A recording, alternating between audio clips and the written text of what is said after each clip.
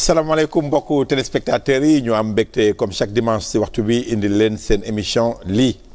tey xam ngeen ni émission bi mënul génn si li nga xam ni mooy actualité te actualité bi du actualité boo xam ni mbégte la naqar la si li nga xam ni moo am Tivaouane mercredi bi ñu génn xam ni fukk ak benn xale yu ndaw ñàkk seen bakkan si circonstances yoo xam ni yu naqari ñëpp la Sénégal yi yu ñaaw bu ñu jàllee seen njaboot yi nga xam ni seen i waajur yi nga xam ni ñàkk nañ leen dañuy ñëw rek toujours di laajte ci loo xamee ni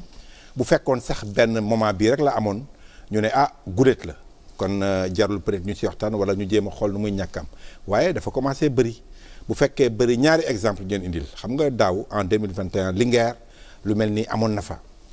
ñu bëgg a xool boo leen xoolee président Macky Sall sax laajte na question yi waaye moom it tontu bi ci moom lañ koy xaaree parce que bu enquête bi génnee ñu xool lan moo waral loolu parce que génnuñu si di wax hôpitaux yi ni mu nekkee danger nga xam ni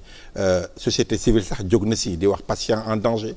ku dugg si hôpital war a am sécurité pour ñu faj la nga nekk en danger loolu ñaaw na mais bii paa nag dañuy dama yem ci li nga xam ni néonatologie li ñu koy waxee service boobu lan moo tax lii mën a am est-ce que problème mu matériel la est-ce que problème mu négligence la lan moo war a mën a xewkat ba Sénégal catastrophe yu mel nii drame yi di continuer di am dans les hôpitaux loolu tey dañ ciy waxtaan ak ñoo xam ni peut-être seen xam-xam màcc na si kenn ki di Abdoul Aziz Diop moom ràññee ngeen ko si forum civil Abdoul Aziz Diop waaye tey li ci am solo ñu invité ko mooy dafa nekk membre famille si bi nekk Tivaouane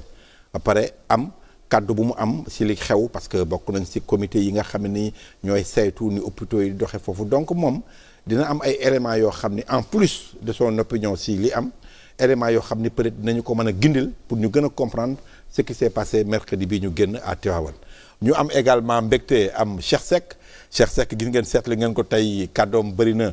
si médias yi parce que moom aussi syndicaliste la dans le domaine de la santé avant lii doon na artu doon na wax mais li ci am solo mooy tey dañu permettre ñu comprendre comme travailleur la ci hôpitaux yi en tout cas dans le domaine de la santé parce que mooy secrétaire général du syndicat démocratique des travailleurs de la santé et du secteur social donc c'est important que Cheikh tey mu ñëw wax ñu xalaatam ci thème bi on a également nos deux consultantes professeur Fatou Sarr mi ngi fii ci émission bi ak honorable député du peuple Hélène Tine député maire gis nga yokk nañ ko ci yooyu yëpp lu ñu bëgg la mu nekk fa xam naa ne fa lay mujjee incha allah Amadou Diaw est là également mais Amadou tey daf ñuy indil ñaari thème d'actualité comme toujours d'ailleurs avant ñuy dugg ci thème principal bi Amadou na nga def. maa ngi fi Babacar maa ngi lay nuyu di nuyu suñu invité yi di nuyu képp ku seetaan télévision 2STV comme ni nga ko waxee rek dañu daal di door li ci actualité wax ci ni ki talaata gi ñu weesu la conseil constitutionnel daal di àddu ci mboolem recours yi ñu fa yóbboon mu mel ni nag juróom-ñaari sages yi daal dinañu rétablir nag Yewwi Askan Wi ngir ñu mën a remplacer ñaar ñi génnoon ci seen liste fii si Dakar mu mel ni nag ñii di waa jàmmi gox yi ànd ñi nga xamante ni ñoom ñoo di gëm sa bopp ak ñi nga xamante ni ñoom ñoo di waa ASCOSEN daal dinañ leen bedd ñu teewlu ci ñii di waa Aar Sénégal ñu jàpp ni lii mel lii di Bara Yegor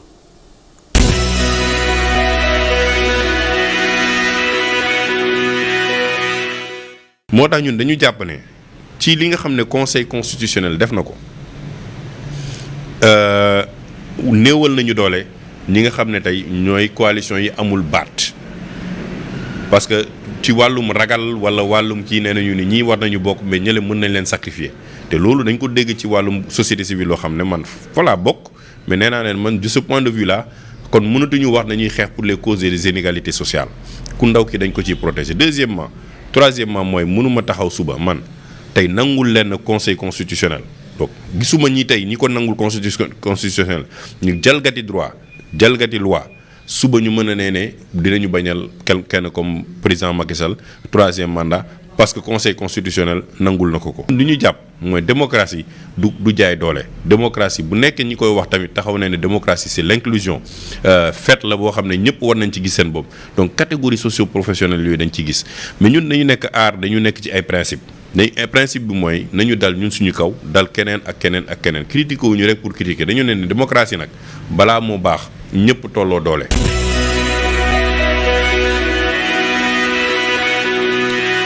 mu nekkoon kii di Cheikh Omar Sy bokk rek ci ñi nga xamante ni ñoom ñoo di coalition Aar Sénégal doon àddu ci décision conseil constitutionnel ñoom waa Aar Sénégal nag li ñu jàpp mooy li ni mel ab Bara Yegor la diggante ñii di waa Yewwi Askan Wi ak coalition Benno Bokk Yaakaar professeur ndax lii nga xaaroon ci conseil constitutionnel maanaam daal di rétablir Yewwi Askan Wi waaye it fexe ba Benno Bokk Yaakaar daal di bokk donte nañu daal di nañu nemmeeku ay gàkk-gàkk si seen liste si ñaari coalition yi.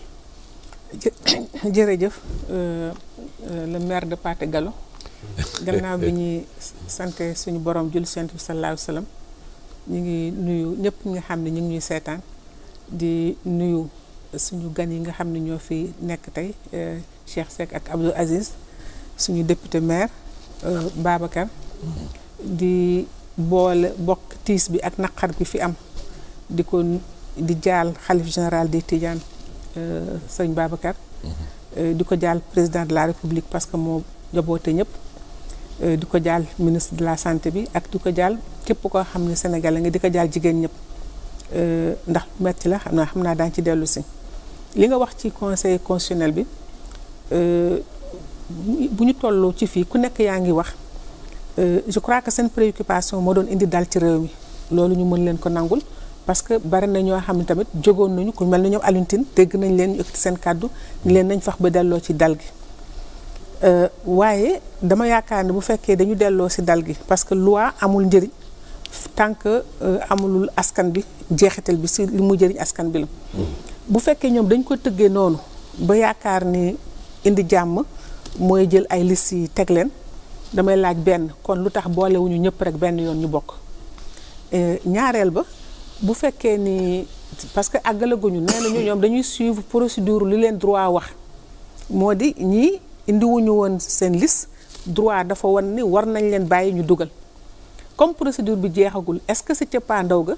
parce que ñun li ñu intéresse ñun man fi ma toll mooy composition wu jigéen mooy li ñu jalgati parité parce que loi bi dafa nii la ku indiwul liste bu am jigéen ak góor ñu yam ci biir liste yi kenn warul nangu liste boobu dañ ko war a c'est irrecevable donc est-ce que irrecevable boobu ñoom dañ ko nar a jalgati léegi nañ leen xaar ba fu ñuy teer parce que proclamé guñu ba tey yan ñooy ñuy jàll ak ñu jàllagul mais dama ni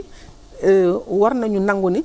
dëkk bu tolloo ci fenn war nañ jëm xool naka lañ koy dalale mais dalal bi ëpp moo di nga topp yoon bu ñëpp yamee ci yoon loolu mooy mën tax dëkk mën di dal mais bu ñu ko deful je pense que ëllëgam si biir mën na fi indi yeneen jiixi jaaga mën na fi indi yeneen ay jafe-jafe. merci beaucoup professeur donc may fàttali rek conseil constitutionnel ni ki fanweeri fan ak benn ci weeru mai lay daal di fësal mboolem liste yi nga xamante ni dañ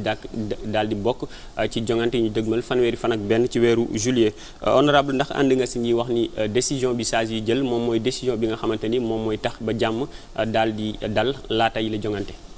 jërëjëf Diaw maa ngi sant yàlla bu baax mën fi teew di nuyu suñu gan yëpp secrétaire général ñu lay ñunu Cheikh di nuyu sama càmmiñ Abdou Aziz mi ñëw bu jógee ba Tiwaawoon ñoo fekk si ñu Babacar ak Fatou maa ngi lay nuyu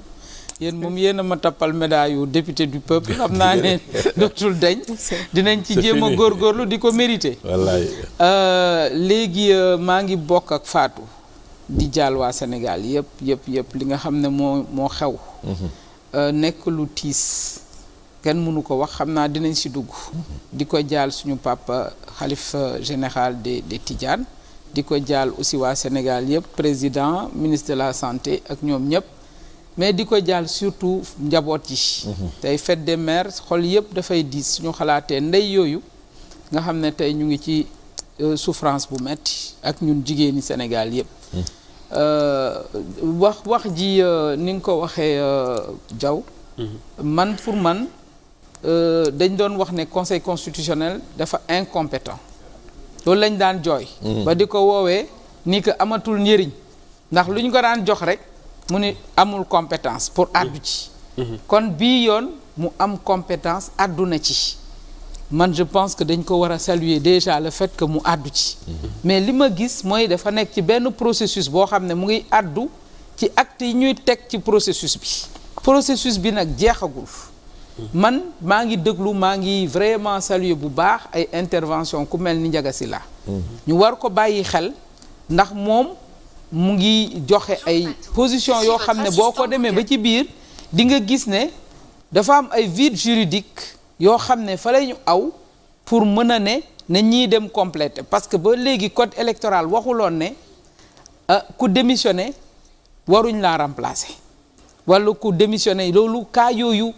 code bi àdduwu ci bu ci code bi àdduwul nag ba ñoom ñu jaar fa ba conseil mën a wax ne nañu dem remplacer ji nañu toog ba xool fuy wànnent di mujj ak bëtam en tout cas ñun lu ñuy ñaan yàlla mooy jàmm ak ñëpp bokk conseil nag fi ma koy duutee baaraam mooy bu ñu la indilee loo xam ne dañ ko sukkandiku ci loi boo xam ne dem nañ ba cour de la CEDEAO ñu daan ñu ne ñu amal waru fi ne mooy loi sur le parrainage. nañ ko xoolaat buñ la ko indilee ci loi boobu nga xam ne Sénégal ci boppam dañ waroon nañ cee profitoo daaneel loola ba jël ñi nga xam ne ñëpp dañu leen a daan ci parrainage bi mu ni nañ leen boole ñu bokk temps bu ñuy wuyu ci li ñu cour CEDEAO bi duut baaraam may def plaidoyer pour que liste yooyu yëpp ñu bëgg faagaagal ndax parrainage boo xam ne dañu cee won ne nekkuñu ci dëgg nekkuñu ci yoon muy ay liste jàmmi gox yi muy ay liste ñoomin ànd nawle ak ñeneen gëm sa bopp nga xam ne parrainage lañ leen daane ak ay gëm sa bopp liste yooyu nañ leen joxaat seeni cër jàmm ne ñooy ñëpp ànd bokk parce que ñoom li ñu jiital mooy dañoo ne démocratie bi dafa laaj élection su jotee nit ñi mën caa bokk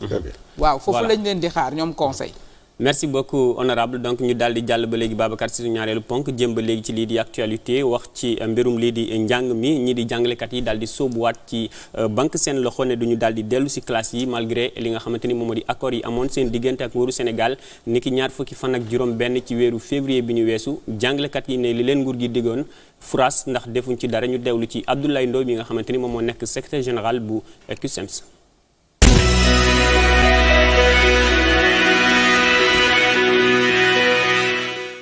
jàngalekat yi dañoo jaaxle et dañoo rus aussi te fu mu ne nii boo demee ci école yi nit ñi seen xel dalatul nit ñi cawarte amatuñ ko dañu découragé démoralisé lu ko waral parce que ñun lu ñu doon xeex mooy yamale dañu def jàngat ñu wane ni payooru Sénégal yamale amul ñu ne dafa am ay disparité maanaam régime indemnitaire dafa inadéquat inéquitable ñu ne salaire yi nu mu utee dafa jéggi dayo ñu ne loolu nag nañ ko corriger correction des inéquités des disparités yoo xam ne jàngat bu ñu def te cabinet MGP def ko te nguur gi jël ko ñun loolu la ñu wax nguur gi ne mankat lii laa mën a joxe neexuñu woon mais bi ñu laajee jàngalekat yi ne comme jël nañu ay engagement ni lii lépp loo xam ne war nañ ko ci jël nañ ko ñu jël engagement ñëpp seede ko ministre des finances wax ko nguur gi wax ko ñëpp wax ko kon nag nguur gi loolu ñaaw na rafetul ruslu na mu bëgg ci dellu ginnaaw. parce que jàngalekat yi fu mu ne ni lu leen metti la ñu am munoo ñëw jël ay engagement dama ne kaddu nguur signature dafa am solo bu ñu demee ba amatul njëriñ ci réew mi c'est extrêmement grave.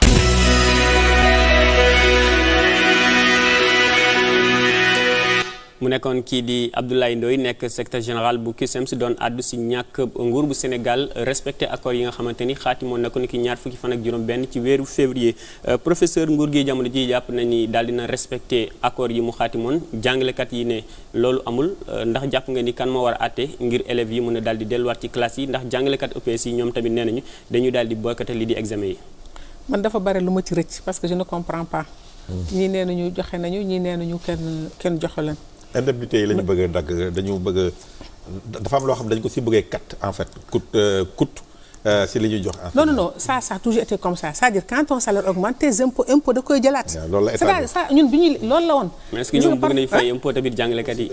l'impôt ko augmente loolu ñu commencé liggéey fonction publique xam nga ko. yenn saa yi da ngay dem nga yéeg benn grade nga rendre compte ne ndekete yow. loolu nga impôt sur le revenu dafay tax sax la nga doon fayu ba nga nekkoon ci grade boobu am na lu ci wàññi ko loolu ça c'est des irrégularités qui existent dans la en fait c'est pas des irrégularités règle la bu am ci biir fonction publique dooni man yokkal nañu sama salaire parce que am na ñoo xam ne boo fa bekkee benn sëy yow sa impôt lii la war a bu fekkee loolu la parce que moo tax ma ne man y a des choses qui m'échappent bu dee lii nga ma expliquer lii moom moo sa am fonction publique ñun fonctionnaire la ñu woon so da ngay am avancement nga rendre compte ndekete wu impôt sur le revenu hiérarchie bi nga topp bi bu doon sa sago sax nga toogaat ca beneen boobu ça c'est des problèmes internes mais man je vais beaucoup plus loin mënuñu continuer dans cette instabilité muy tous les secteurs muy la santé muy l'éducation bu fekkee bu jóg ñu grève man d'accord naa dañu war fay nit ñi parce que li indi problème bi mooy inégalité sociale ak inégalité salaire yi def naa diagnostiqué woon nañ ko fii jël ay benn catégorie di leen jox bàyyi ñeneen ñi mais je pense que état dafa war a changer la amoon ay depuis 1960 war na wàññi léegi dañu war a gis nga contrat de performance dafa war a am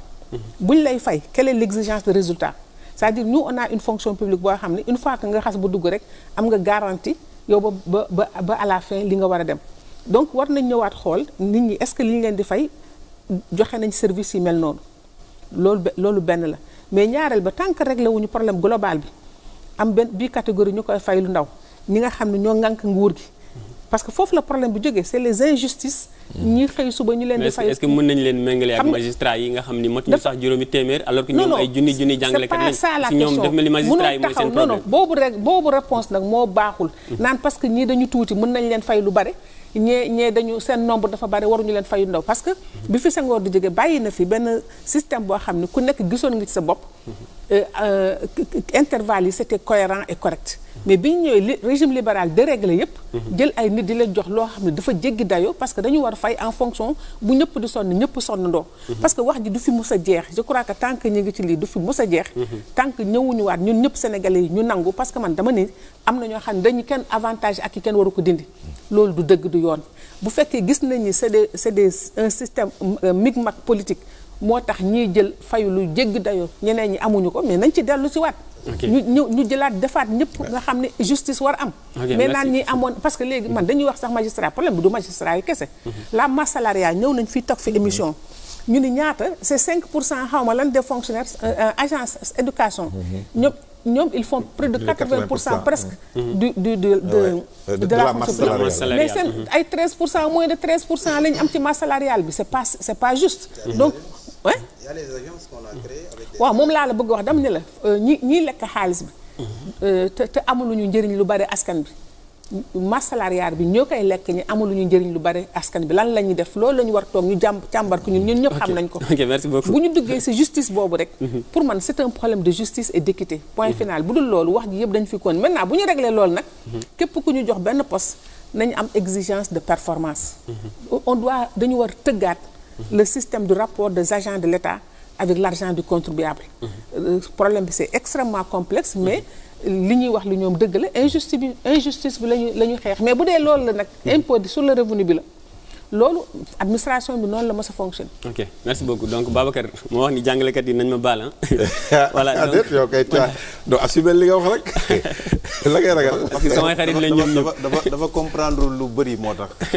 boo mu mënee may rek mën naa ci wax tuuti. waaw bàyyi ma dem ci honorable moom tamit mu daal di àddu ci mbir mi ginnaaw bi nga xamante ni jamono ji ñu ngi jëm ci ay examen waaye mu mel ni jàngalekat yi dañoo fas yéene bankaat seen loxo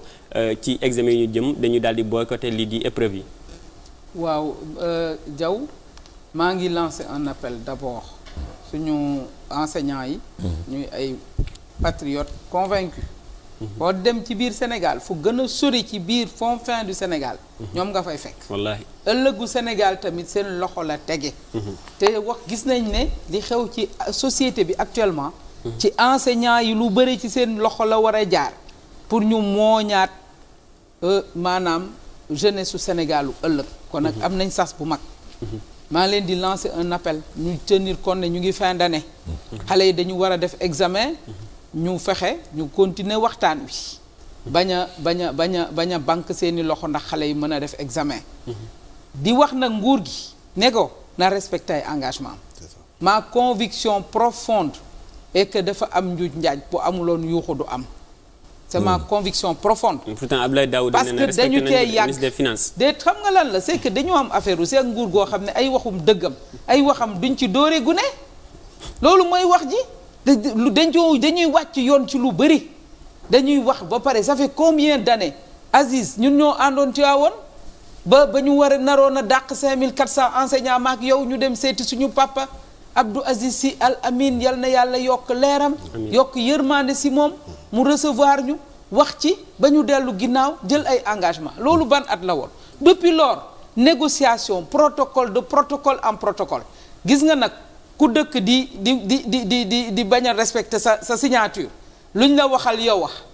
ndax su fekkoon ne depuis boobu ñu ngi doon respecter signature du ñu yegg fii il y a eu combien de protocoles qui n'ont jamais été respectés ba tey jii wóolute amatu fi kon nag nguur googu mosul respecté ay signature am su waxee tey ne respecté na ñee ne respecté woo kan laa ciy gëm man pour man si yaa anguille sous roche su amuloon les enseignants yooyu ay fonctionnaires lañu xam nañu ne ku la fay dina la teqal impôt lañ ca teq nag ba jar ñu yuuxu nañ ko xool ndax ñoom dañuy joxe ci loxo bi nangoo ca loxo bële di noot askan wi di jël koppar yi di ko def ko faatu wax nga ko si ay affaire puukare ak affaire parloo ay sénégalais yoo xam ne amuñu benn mérite ñu leen di jël parce que tout simplement dañu far ñu jël xaalis bu dul jeex di leen ko jox bàyyi ñi nga xam ne ñoom ñooy liggéey bi nañu dem xoolaat la ñu waxante woon ak ñoom ñu def ko jàmm ne ñooy ok merci beaucoup honorable donc monsieur Cheikh yow tamit da nga mel ni àndoo ak gis-gis mu wax ni magistrat yi tolluwuñ ci juróomi téeméer alors que jàngalekat yi ay junni lañu donc mënuñu yem benn payoor bi mënul yem daal non man du ma nga baal ma nuyoo tuuti nuyu ñu ngi lay fay nuyu professeur nuyu honorable nuyu suñu sëriñ Abdou Aziz di nuyu ñëpp ñi nga xam ne ñuy seetaan di am mbégte mu rëy bokk ak ñoom plateau parce que dañu di ay jigéen yoo xam ne tey jii ay référence lañu ci Sénégal ci combat yi ni mené depuis des années pour ne pas trop rek pour dellu si waat ci li nga wax dafa di engagement bu ko état signé na fexe ba respecté ko man je ne pense pas parce que enseignants yi 97 000 lan yaakaaruma même des responsables syndicaux mën a embarquer 97 000 enseignants ci ay erreurs donc et j'ai entendu parce que moi-même je les ai interpellés et li professeur wax dëgg la parce que moi je suis un fonctionnaire depuis 20 ans et je sais très bien que l'impôt plus que muy augmenter l'impôt il est annuel du même mensuel donc dañuy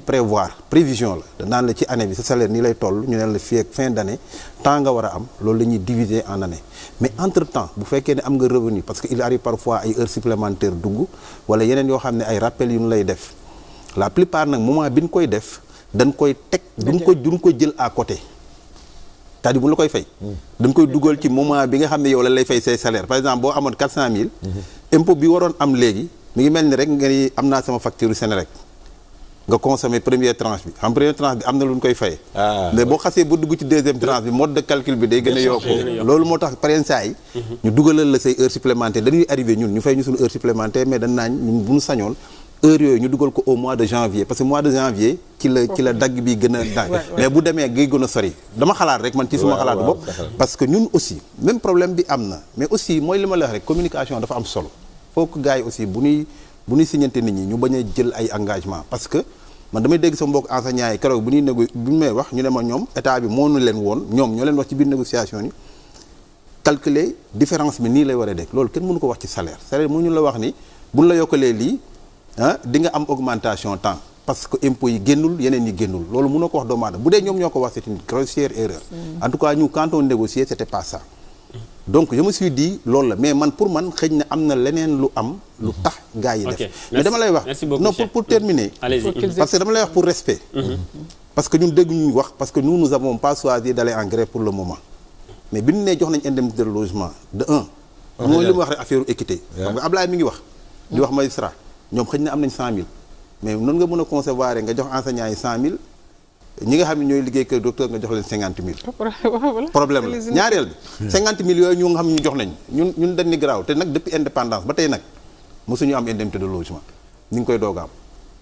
mais lu baax la ok beneen bi moo di biñ nee jox nañ ñu ko ñun fonctionnaire yi bëriwul ne nañ enseignants yi 97 000 la ñun santé on fait moins de 9 000 mais ci 9 000 yooyu xam nga nu def bi yoon dañu jël ñun ñi nga xam ne ñooy sol blouse kese ñoom la ñu jox indemnité de logement et ça c'est une extrême gravité il y a 4000 personnes yoo xam ni ils sont pas concernés fayuñu leen bi passé et demee ko di bu nu génnaatee nañu xam ni aussi ñoom état ñooy responsable et là il faudra aussi qu'on les corrige exactement merci beaucoup dañ la ñun nag bon li ñu yor moo tax dafa sensible ba parfois avant ñuy génn di dem ay grève dinañ yëglu ba pare bu ñu ko corriger tant mieux bu ñu ko corrigé rek dinañ ñu dégg revendication syndicale yaa ngi fi de Amadou monsieur Abdoul Aziz société civile yéen ndax yéen ban gis-gis ngeen war na ci am lu mu ci wax lu bëri diggante état ak ñi nga xamante ni ñoom ñoo di jàngalekat yi waaw gis-gis bi de mooy rek xam nga toujours revendication principale enseignants yi mooy non respect des accords. soo xoolee depuis 2006 c'est le même problème qui se pose donc man jàpp naa ci jàmpate bi li gën a jiitu restaurer la confiance entre l'État et les syndicats d'enseignants parce que ñoo toogoon et les partenaires sociaux aussi ñi nga xam ne ils étaient garants ñoom aussi nañu wax li nga xam ni nag signé nañ ko dafa am minimum am maximum sa syndicat yi nga xam ni tey ñoo nekk ci enseignants yi xëy na am na wuute ak d'ici il y a de cela 20 ans parce que si ñoom ni état bi amee expert am dans tous les domaines ñoom la enseignants yi amee seen expert en back office en fiscalité en calcul donc ce qui fait que naxante mënu fi am wax ji mooy am na lu ñu xaatim au mois de février li ñu xaatim c'est clair nañ ko appliquer jàmm nañooy suñu non li honorable wax léegi non li honorable wax moo honorable gis nga syndrome 2006 2007 si vous vous rappelez bien ci la commencé dérégler lu bëree bëri 2016 bi nga koy wax sëñ Abdou Al Amin syndrome boobu moo ñëwaat ren si on n'y prend pas garde parce que surtout fi ñu nekk en fin d'année on risque parce que on a tellement sauvé des années mais il faut sauver le système éducatif sa yaakaar naa loolu sa loolu mënul am lul ñu mettre en avant d'abord l'école publique ensuite la centralité de l'apprenant et après la fonction. Merci beaucoup. loolu laa ci am comme gis. voilà donc Babacar intervention boobu mooy ndar keppe li ci actualité ma bàyyi la ak li ci dëkk bi mooy Macky Sall bi mu demee foofu ca Tivaouane. merci.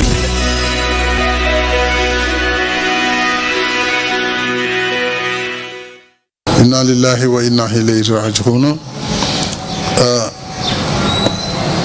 war nañu ni ma ko waxee ginnaaw bu ñu nangoo dogalu suñu borom saytu ba xam dëgg-dëgg lu waral lii ak nan la ñuy defee ba lu mel ni bañati am ci benn hôpital bañati am ci benn bërëb bu ñuy fajee ay nit wala bu ay nit di dajee ngir lu mel ni ñu mën ko moytu. ginnaaw loolu waxoon naa ministre de la santé nañu def audit bu gaaw ci hôpitaux yëpp. ndax boo leen di fàttaliku at ak wala ñaari at ci ginnaaw amoon nañ lu xaw a mel ni ci Linguère booba ñeenti bébé ñoo fa jotoon faatu amoon nañ ko ci benn clinique kon mu mel ni mbir mi jar na saytu ba ñu xam dëgg-dëgg ndax ci liggéey bâtiment yi la ci équipement yi la ci courant réseau courant yi la wala matériel bi nga xam ne moom la ñu jëfandikoo faw enquête mooy war a wane fan la défaillance am ak lan moo waral lu mel nii ak aussi au niveau humain ndax lépp jaar na fi mu waroon jaar. te ñu continuer xool yeneen hôpitaux yi xool itam installation yeeg lépp lu fa nekk ak système de rotation de surveillance lépp lu aju ci personnel yi. mu laaj rek ci liggéey daañu ko def incha allah moo taxoon itam décrété ñetti fan. deuil national nag mooy ñetti fan yoo xam ne dañu dakkal lépp luy manifestation ak animation pour que réew mi bokk tiis bi ndax ñu amaat conscience ci li nga xam ne moom la ñu bokk te war a am taxawaay bu mat kenn ku nekk ci sa liggéey kenn ku ne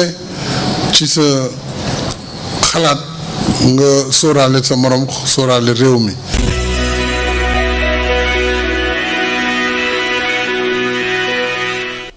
kon mi ngi noonu gis ngeen la réaction du président Macky Sall bi mu demee Tivaouane seet yi la fa xewoon di boobu mais toujours laajte bi mooy damay tàmbali ak Cheikh Seck c'est vrai que Tivaouane gis nañ fa la fa xew waaye même service bi dafa am loo xam ni tamit amoon na ci beneen hôpital booy compter un an la am mel ni Linguère naka nga mën a comprendre avant ñuy wax ci problème hôpitaux yi service néonatologie boobu genre problème yi dafa bëri. jërëjëf Babacar dellu si waat rek ci nuyoo bi parce que il faut que ma nuyu aussi ñi nga xam ne ñuy seetaan di nuyu ñëpp ñi nga xam ni ñooy liggéey kër docteur commencé ci hôpital bi ma nekk hôpital général Idrissa Pouye service de médecine physique di nuyu aussi ñi nga xam ni ñoo bokk ci suñu syndicat muy SDT 3S mu affilié wu ci CNTS FC muy nuyu le camarade secrétaire général Cheikh Diop di nuyu ñëpp ñi nga xam ne aussi bokk nañ ci fédération des syndicats de la santé ñi nga xam ne ñoom ñoo def aussi porte-parole ak ñi bokk ci collectif bi li nga wax defe naa ni boo dégloo waxu président de la république dafa résumer lépp moo tax bi yëf yi amee ñun dañu rafetlu li nga xam ni moom la bii yoon autorité yi doxale par rapport ak bi njëkk parce que wax na ko c'est tey tëbuñu rek daal ne bon dañuy relever directeur tëbuñu rek ne dañuy jàpp nit yóbbu leen ci procureur mais dafa ni lu nekk mën na cee nekk. mais dàq nañ ministre kii de la santé. ministre de la santé non pour man du dàq pour man mission moo jeex. ah pour yow mission moo jeex parce que man bon moi je suis un agent de l'administration pour man poste bu ñu la nommé. ki nga xam ne moo am sañ-sañ. moom la mais Cheikh tombé bi mu tombé. waaw incident bi am. waaw avant même président bi di dem foofu sax jëlee nañu le ministre de la santé si kii bi est-ce que yaakaar nga ni loolu mesure la. boo xam ni tombé nag début de solution état la nu nekk. man dama ne la man. man dañ di man parce que man may doog a génn nekk agent. xaw ma woon fu ñu may affecté nu xëy rek jox ma note ni ma affecté nañ la Tambacounda. mënuma ci boole wax parce que je me suis dit que moi je suis un agent fonctionnaire. et j'ai servi pendant 4 ans concours professionnel moo ma fa jëlee.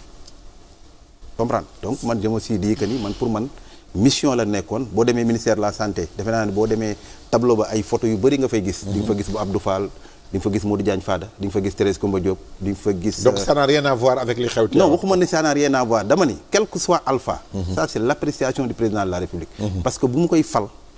tàggul woon kenn moo ko wóolu woon moo dem ba nga xam ni la mu ko dénkoon nee na ko doy na mu ut keneen. d'accord pour man noonu laa jàngatee quoi. d'accord léegi noo jàngatee. événement yi nga xam ni ça se succède dans les hôpitaux. wax nañ c'est-à-dire ñun on a xam nga tey jii plateau yëpp ñu ngi wax ci problème benn affaire. dëgg la woo nañ ay émissions yoo xam ne on a toujours anticipé sur les problèmes dans le cadre du fonctionnement des hôpitaux. yii dañ ci anticiper wax ci bataille mais on nous a pas écouté parce que pour man tant que événement amul rek ñu ne ça comme genre Batalo Joola wala leen am na rek nit ñi duñ ci jël avec acuité. malheureusement. et malheureusement on n'a pas pu tirer leçon de ce qui s'est passé à Linguère. Linguère lan moo xewoon et la plupart du temps même bi ñuy jël on a pris la décision relever directeur bi mais avant booy xool toujours la plupart ñooñu dina fekk ñu bind rapport wala lenn alerté parce que bi ñu koy def amuloon couveuse or li ñuy jàngal moo di nit bu fekkee ni par exemple prématuré la lu muy soxla mooy lu tàng ak chaleur dañ lay wax sax par exemple ba amul couveuse foo ko dugal del wax papa ji mu koy boot ci dënnam wala yaay di ko boot ci dënnam pour que chaleur boobu mën a dem pareen saa yi da ngay nekk ci condition yu jafe-jafe yi ngay liggéey mais kay jël décision daf naan day adapté wu daf ñuy dal ñun nekk nañ àll ba amuñu yenn situation qui nous permettent de prendre en charge parce que nit inhalé na par exemple pétrole nga war ko aspirer amoo aspirateur amoo sonde nasogastrique nga créer parce que gis nga benn tubulure boo doon utiliser nga dagg ko créer sa benn affaire mais ku la fa fekk tey bu la fa tubaab fekkoon daf naan yow mi li ngay def c'est dangereux pour le malade parce que mën nga irriter muqueuse bi mais boobu yow li la intéressé woon mooy nan laay def ba def ci seringue ba mën a génne loolu nga xam ne moo nekk ci biir parce que moment boobu yow amoo aspirateur sur place néew ma nag loolu mooy yoon donc la xewoon Linguère comme am nañ contexte yoo xam ne amuñu woon couveuse amuñu woon lampe yi nga xam ne mooy lampe adaptée dañ naan bon comme chaleur la naa ut ay lampe tout en n'étant pas un électricien ou quelqu'un qui est adapté dans le cadre du génie civil donc xaw ma voltage xaw ma tension parce que tey jii bu nekkul circuit wala explosion c'est parce que tension courant bi moo ëpp wala am na fil yu laalante mais man jàngalul ma loolu man faj lan ma jàngal waaw donc mais man bu ma ñëwee man sama xalaatu bopp rek mooy xale bi naa fexe ba mu am chaleur donc su ma ñëwoon tey jii ñu am prématuré comme ni ngeen am nii seen projecteurs yi dama naan damay indi xale bi teg ko fii en sachant que nii mais xalaatuma ni est-ce que lampe yi amul rayon ultraviolet. mais amul ñuy dama lay wax rek mooy je veux dire non parce que si nga wax bu fekkee dañu indi du matériel inapproprié boo xam ni tombe mais war na am dans les hôpitaux ñoo xam ni ñooy saytu ban façon matériel la ñu indi dinaa ñëw foofu dinaa ñëw foofu xam nga temps yëpp maa ngi lay dégg ñu may wax ma ci mbirum formation waaw quand un état am école bi gën a rëy en matière de formation en santé en dehors de la faculté de médecine c'est l'ENDSS l'ENDSS c'est 15 spécialités 15 sections yi nga xam ne leen gën a xam mooy infirmier d'état ak sage-femme d'état su ma la waxee depuis 4 ans ngi ni ubbiwuñu concours pour former benn infirmier wala benn sage-femme dans un état comme le Sénégal vous allez me dire depuis 4 ans ñu ngi koy wax mais defuñu ci débat kenn waxu ci moo tax bu nee fenn tey jii fu ñetti sage-femme waroon nekk benn sage-femme nekk fa mu nekk ci benn poste santé bu nekk comme Missirah Dantila wala Xosanto dans le Kédougou nga xam ni foofu sax bokkul ak Dakar gi nga xam ne nit ñi day ñëw sax consultation prénatale xam nga bu fekkee dafa war a am accouchement dystocique yow di nga ko xam parce que fekk na yow ñu defal la échographie bu fekkee di placenta prévia yi nga xam ne ànd bi dafa fat wala fekkee ne xale bi position bi mu nekk baaxul donc di nga alerté wu teel ba yow miy sage-femme bi di nga mën a orienté parturiente bi ni ko demal boo waree accoucher rek demal fenn pour moña mais àll bu du amee noonu même sage-femme boobu moom mooy nekk ci poste de santé am la nuit ñu indil la ñetti primipare yu war a accoucher ci guddi gi nga war leen surveiller te ku nekk xam na ni travail primipare mën na durer 12 heures de temps guddi gi yëpp yow dong yaa taxaw di surveiller peut-être di nga am benn matrone mais matrone bi am na loo xam ne aussi xam-xamam eggu fa pour mu def ko nga xëy suba moment bi ñooñ di accoucher diggante 5 heures du matin 6 heures du matin nga ni xaaral ma tëdd for ba tuuti nelaw boo nelawee tuuti balaa 8 heures ñu fëgg la que la fëgg xamul ne guddi gi yëpp da ngaa fanaanee liggéey mais da ngay dégg ci village yi way infirmier bi day passer tout son temps à dormir wala affaire dama noonu du nangul liggéey surcharge du travail yooyu sax mën na dem sax ba am yeneen affaire yu mu indi d'accord mais matériel bi pour jëm ci matériel bi à Linguère loolu laa la bëgg a wax mooy dama lay wax rek matériel bi am na yow mi nga xam yaa ngi non dañuy incriminer parfois est-ce que am na procédure moom laa la wax boo xam nga xam formation ni moo la waxee sànq formation INDSS dafa am benn corps bu ñuy wax les techniciens en maintenance hospitalière d'accord mais formé wuñu comme ni ñu formé parce que kooku branche la bu rattaché wu ci biir INDSS apparemment amoon na maintenant boo formé wul xam nga la nature mooy lu ma la wax rek soo formé wul infirmier formé woo sage-femme formé woo technicien en maintenance hospitalière ma nekk man dans mon service ma nekk la seule personne qualifiée ma xam ni man charge de travail day ëpp ci man maire bi nekk ci côté bi wala politicien bi nekk ci côté bi daan may indil kenn ni ma damay ñëw pour mu jàppale la parce que loolu la lay wax mais je suis obligé ma apprendre ma jàngal ko parce que lépp mënuma ko am wala nga toog ba ci yàgg dañuy soxla électricien dans nos hôpitaux dañuy soxla menuisier dañuy soxla li ngay wax maintenance hospitalière nga gis kenn ne sama doom de jàng na électricité ci benn école peut-être c'est beaucoup plus de théorie ñu la recruter ma ko nga ñëw dugg kooku moom mooy dem ba nekk même chef de service de maintenance bu ñëwee bu nekk fil bi dagg na fii na la ñuy def man romb naa ci mbedd mii c'est ay Sénélec ñuy jël fil di ko dellu ci poto lampe di ko takk ci leneen. dëgg la mais kooku nga ñëw mu ñëw bâtiment boo xam ne bi ñu koy construire d'ailleurs même day am xaw ma topographie lañ koy wax xaw ma loo xam ne tey jii boo ñëwoon tey jii tey même am na zone yoo xam ne boo fa naroon dem dinañ la wan loo xam ne fii il y a de cela 20 ans canalisation moo fi jaaroon. xam nga tey jii am na genre pipeline yoo xam ni ay nit ñi ñu ngi ci dëkk mais moment bu ñu ciy dëkk est-ce que bu ñu leen wooloon li ni fii waruñu fee dëkk lu ñu fa dëkk mais kii ñëw ñu ne électricité lañ jàng xamul moom pour moom na courant bi jàll rek donc day dagg chanté la muy chanté fa mu koy jaaree mën na créer ay court-circuit mooy li ma la wax donc c'est un problème maanaam les conditions sont là réunies pour que genre affaire yi am non déedéet dina leen bett mais ñu leen di arrêter c'est-à-dire mën na sax ñëwaat c'est vrai parce que ay cocktail la yu taxawoo lu dajaloo yoo xam ni mën na ëllëg mu indi loo xam ne mënoo ko c'est des ay facteurs la yu dajaloo mais pourquoi bi mu amee juste avant ñu jox Aziz pourquoi bi mu amee par exemple à Linguère ça fait 1 an est-ce que sentir nga benn changement dans les hôpitaux que ñu ne li amoon na lekat mën nañoo tere bu am feneen wala yooyu moo wax la li xew Linguère gis nga bi ñu demee foofu lampe yenn def xam nga lampe moo explosé waaw mu tàkk xale yi faatu gis nga jour bi problème bi am Linguère pour la wax problème déficit personnel ka nekkoon de garde ci ñetti service la nekkoon de garde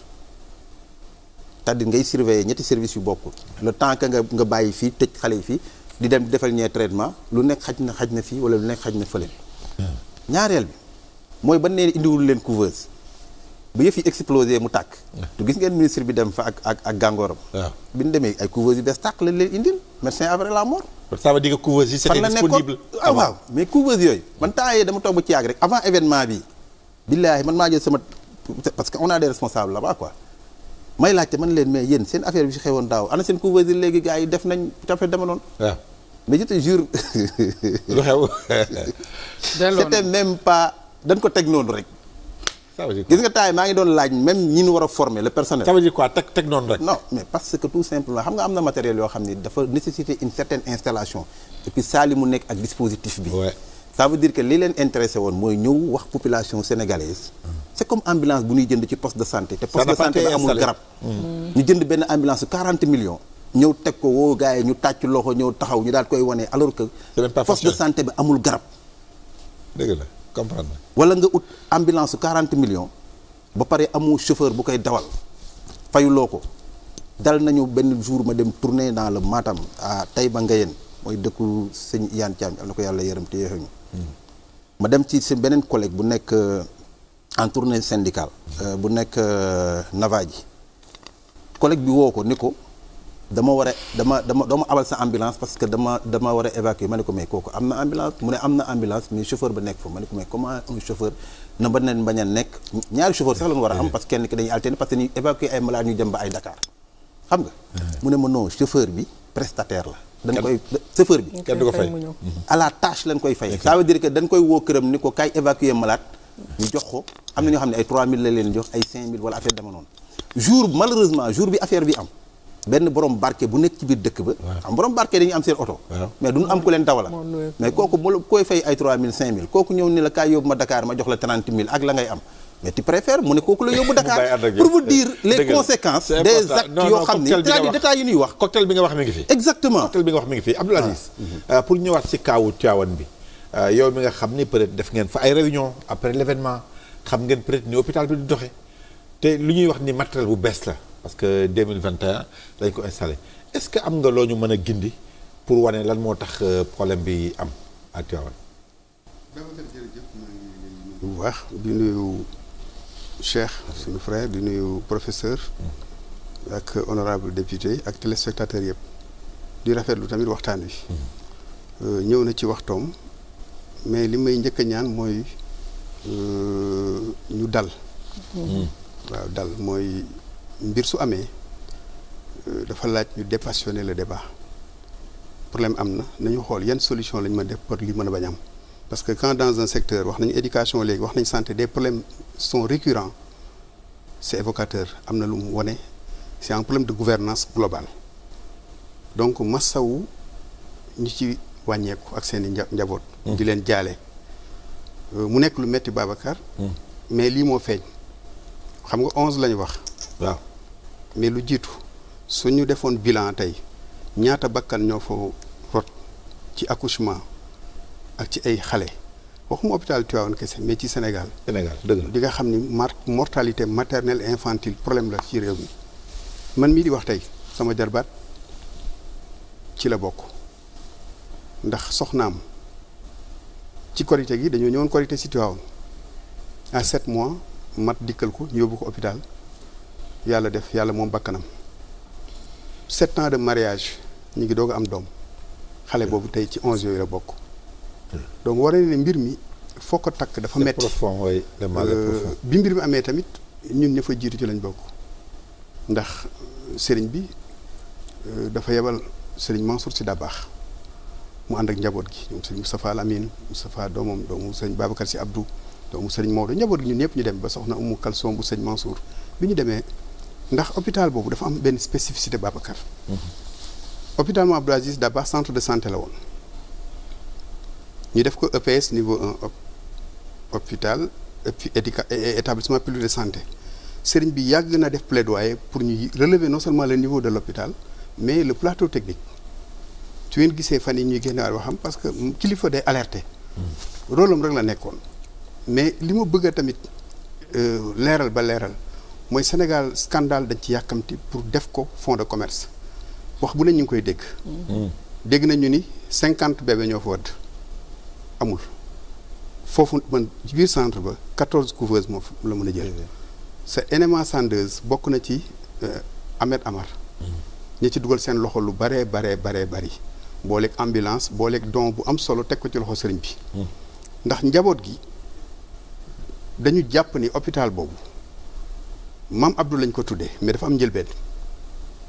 ndax maam El Hadj Malick Sy radiyallahu taala anhu dafa ni woon moom vocation moo doon nekk médecin pour wane ni noblesse su métier bi yàlla antuwu ko mu nekk jàngalekat mais former un capital humain boo xam ni tey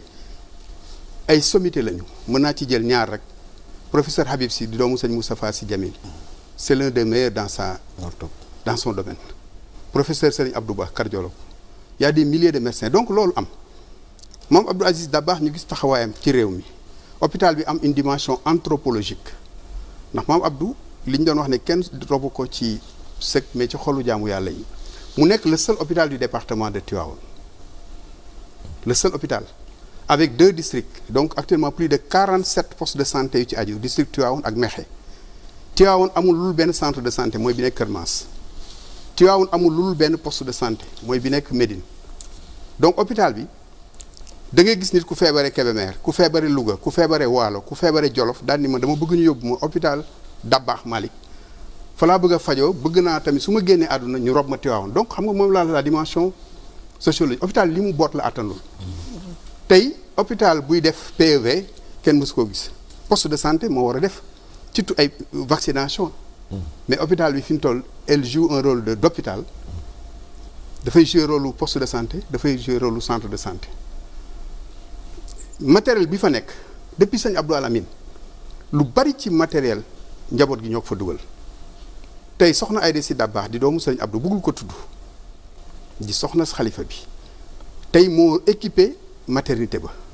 ci ñàkk boppam bi hôpital bi sosoo ba léegi bis bu ne moo gàddu restauration wu les démunis ñiy jógee ci dëkku àll yi ci ab ñañ ma baal sax ci environ yi sa amuñu mbokk Tiwaawoon soxna Aïda day togg añ ak reer ànd ak njaboot gi dem di leen ko jox sëñ Babacar Sy Mansour ci wàllu matériel loo xalaat ci wàllu matériel dugal na ko fa ci ay partenaires lu ñu indi sax ba ci Cheikh Ahmed Amar bi mu indee daf ni ko jébbalaat naa lépp hôpital bi tey ci Covid bi gis nañ taxaw bi Tiwaawoon taxaw daara ji nga xam ne moom la sëriñ Bay Abdou yore plus de 500 apprenants bi ñu leen confiné sëriñ bi taxawul dañoo tabax benn infirmerie boo xam ne mi ngi ci biir poste de santé ba tey infirmerie boo xam ne njaboot gi ñoo ko tabax waaye dañuy seede itam te yàlla tax ministre de la santé bi fi jóge mu Abdoulaye Diouf Sarr moo ko équipé indi fa ambulance médicalisée indi fa personnel ba tey ji njaboot gi di ko saytu parce que plus de 600 apprenants yoo xam ne seen lekk seen restauration seen dëkkuwaay lépp sëriñ bee ko gàddu Jagsaaw Babacar Jagsaaw fiefu maam Abdou la 1904 lañ ko sanc 2015 lay doog am poste de santé 2015 toog na amul ambulance parce que y a 38 villages autour Serigne Sidi Ahmed Sy bu Serigne Abdou Aziz Dabakh moom moo wut ambulance ci njaboot gi nekk Italie ba dugal ko fa tey amul maternité. foofu yaa ngi génne manque d'investissement ci infrastructure sanitaire moom laa lay bëgg a wax ne la yi am ci foofu ak environ. mais léegi la fa jot a nekk ci matériel. comme li xew parce que pour revenir un peu sur actualité bi. la fa am est-ce que saytu nañu le type de matériel bi nga xam ne même bu fekkee don la avant ñuy installer pour xam ni kat loo xam ne méngoo nag ni mu war a demee. waaw xam nga li jot a xew Cheikh dafa am wax lu am solo gis nga Babacar ñun duñu spécialiste enquête bi mi ngi dem. mais le bon sens tey néonatologie ñu fa nekk ay tout tànk yu matagul traumatologie ñu fa nekk ñoo xam ni tey dañu leen aj seen tànk urgence la 24/24 war na am même su doon femme de ménage bu fa nekk boo xam ni dafay surveiller su gisee lu mu xamul ak teel a alerte. mais affaire bi muy am na début ba kan moo fa nekkoon. xale yi mënuñu yooxu mënuñu tëb dal mënuñu dem. cela veut dire que donc défaillance bi dama ni la à tous les niveaux y a un problème de négligence. ñu ngi dégg directrice hôpital bi am na ñu fa nekkoon. ñu ngi dégg directrice hôpital bi bu affaire bi éclaté wu. y a 2 infirmières de garde qui étaient là-bas. waaw c'est que dama bëggoon wax. fekkewuma mais d'après les directrice hôpital bi li mu wax devant le président Macky Sall. waaw mooy que ni am na ronde bu am ça veut dire que comme bi mu ñëwee def. ay 21h la fa jógee xaw ma 21h30 juste après ay 21h40 ci la événement yam on comprend à travers ça que am na équipe buy wër mais en ce moment là. Babacar da nga laaj bu am solo. xam nga tant que résultat génnul. ñu auditer le matériel bi fa nekkoon. est-ce que ça répond aux normes. dëgg la est-ce que personnel bi ña nga fa woon ban personnel de garde. est-ce que donc loolu lépp tant que génnul mais li ñu mën a wax ba mën a wax mooy tey hôpital bi dafa yàgg a bari problème donte la nag. Sénégal dañuy jël scandale rek fésal ko. mais dinaa ci indi foo xam ni tey ci hôpital ba lu ñu war a fésal la ba Sénégal yëpp gis ko muy laboratoire ba parce que laboratoire ba ki ko géré c'est un militaire docteur Sakho bëggul sax tuturam bi muy ñëw c'était à 5000 ay 2000 patients 5000 patients du moins tey ñu ngi ci plus de 100 000 patients c'est devenu un laboratoire de référence en termes de qualité de service en termes de fiabilité en termes de discrétion en termes de management de transparence mieux Tivaouane amul banque de sang amul banque de sang moom mi nga xam ne mooy laboratoire bi yàgg na def plaidoyer pour ñu construire une banque de sang mais ñu def ko projet mais kii war a matu soxla deret kooku est-ce que day xaar projet. mënul xaar ki nga xam dafa accidenté soxla deret donc moom dafa jël avec ses moyens propres créer fa laboratoire boo xam ni c'est-à-dire service de sang banque de sang am na fa mais amul la structure ba tey jii njaboot gi pour foofu laay daaneele. waaw tey jii Serigne Sidi Ahmed ak ñoom Serigne Mansour ñoom Serigne Babacar ñeneen daayira yi ñooy def volontairement ñuy def di maye deret pour venir en aide à l'hôpital donc mën naa ne la hôpital bi bari na problème mais lii am tey bettuñu parce que Serigne bi yàgg na alerté. njaboot gi yàgg nañu alerté. personnel ba yàgg nañu alerté population yi yàgg nañu alerté. maintenant li ci problème bi mooy rek mbir am na. nañu ànd ak dal dépassionné débat dem na ba ci wax Babacar bu ñaaw naan 11 ñoo ci ñàkk seen bakkan équipe nationale la. loolu wax bu ñaaw la. parce que 11 garçons et filles dafa am yoo xam ne daal loolu moom nit ñi nañu moytu daal stigmatisation bi nañu moytu stigmatisation bi commentaire moom yal na yàlla ko toppee vraiment delloo si waat xel yi mais li nga wax dafa am solo parce que ci laay interpellé peut-être honorable RN gis nga dafa mel ni maanaam hôpitalu Tivaouane ma mën koo jël nag comme exemple ci li xew si partout au Sénégal mais fépp foo laal day metti on est en train de parler si bébé yi mais on s'est rendu compte que partout si service hôpitaux yi dafa am ay problème waaw Babacar wax ji dafa diis bu ma ciy wax sax damay ragal sama xol tooy ci parce que dafa metti li Aziz wax sànq ci neveu boobu nga xam ne ab jarbaatam bu ci bokk dafa tooy sax sama xol dafa metti ba fa metti yam ay muumelu yàlla ay liir ak liir ni mu fragile man sama kër doomu picc bu fa daanu sax ci jardin bi dama lay wuta sauver ci mala yeneen yi ne ci kër gi muy xacc di la wutal fu ma lay tàggal ba sa yaay jël la ma xalaatee ay doomu aadama ay liir ñu dund ko ci Sénégal mënoo yuuxu mënoo ñu xam lu la metti mais damay ne ndax lii dina jik réew mi ñu ngi wax kilifa diine yi ñu ñaanal njaboot yi ñaanal ñëpp parce que fi mu ne ku ne tey sa xol dafa tooy ndax li tax sax mu gën a metti mooy lan mooy ni que yëf yi dafa xew ca Linguère le 25 avril 2021 ay tout tànk décédés dans les mêmes circonstances lan la ñu def depuis 1 an qu'est-ce qui a été fait depuis un an qu'est-ce qui a été fait pour mu bañ a amaat. finalement rien d'après témoignage. est-ce que amu enquête ba lan la wax dañoo dàq directeur hôpital dàq ay personnel demaat toogaat Babacar lii dafa metti am na fii clinique Madeleine. Madeleine benn tout tànk bu ne couveuse ba moo ko lakk. waaw fa nga war a muccee boo fa demee lii xew fa ci ay muumeelu yàlla lan la ñuy def. man affaire bi dafa metti ba jéggi dayo moo tax boo ciy wax sax doo xam parce que duñ ne guleet lu am nag 1 an fan la ñu nekkoon autorités yi sol seen dàll ñoom ñépp tey dem Tivaouane di wax fu ñu nekkoon depuis 1 an. Et qu'est-ce qu'ils ont il fait faut qu'ils réparent l'injustice parce que lan la ñu def année tout tànk yu Linguère yooyu lan lañ jëflanteeg seeni waajur ak seeni mbokk président de la République maa ngi ko ci interpellé parce que nag ñoo bokk dignité doom yooyu ñoo bokk ay doomu Sénégal lañ nañu waxante dëgg li dafa jéggi dayoo dafa ñaaw ci deru Sénégal dafa ñaaw bi Aziz waxee nag lan la fa njabootu suñu maam Serigne Babacar Sy def ca hôpital ba soo ko ca dindee lan moo fa des ci lu fa état def kon massa yeneen hôpitaux yi nekk à travers le Sénégal ñeneen ñi nga xam ne amuñu yooyu mécène amuñu yooyu taxawu ñooñu massa leen ñooñu xawma ci lan lañ ne li ma ci gën a metti nag tey ba nga xam ne sama xol mu ngi tooy fi ma ne mooy reportage bi ma gis depuis démb ci RTS ndax nag président mënul jóg soldaalam dem ba Tivaouane ne nañu dem auditer service de néonatologie yépp ndax nag lii ku sa doom nekk tey ci néonat boo tëddee doo nelaw ndax xamoo ci lan nga ne personnel yi ñu dénk aussi service yooyu nga xam ne démunis amuñu dara ñu ngi leen di dugal mbugal waa léegi nag man dama bëgg xam ni que président su ne nañu auditer au même moment depuis hier je vois un reportage à la télévision nationale ñuy wone lan la nguur gi liggéey ci service néonat yeneen yi ci dëkk bi xaw ma ndax gis ngeen ko xaw ma gisu leen depuis hier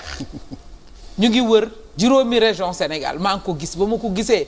dafa gën a métti sama xol. parce que maa ngi gis xale yi qu'est-ce qu'ils veulent montrer. qu'est-ce qu'ils veulent prouver. mais c'est pour montrer que mais est-ce que li ñuy wax la au nom de quoi. c'est vrai temps yëpp ñu ngi ci plateau ay émission peut-être xanaa kon audit bi kay ñoom ñu ngi koy defal seen bopp ci publicité RTS. man loolu daf ma jaaxal. depuis hier.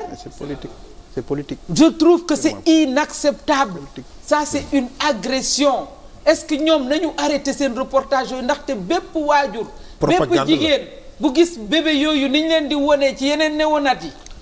sa xol bi mu ngi metti ndax yeneen fukki doom yooyu nga xam ne gis nañ naka lañ mujjee ci ca Tiwaawan. parce que lii nag dafa rafetul doo woote audit ba pare ngay yónni sa télévision muy wër. di bàkk la nga def ci yeneen i gox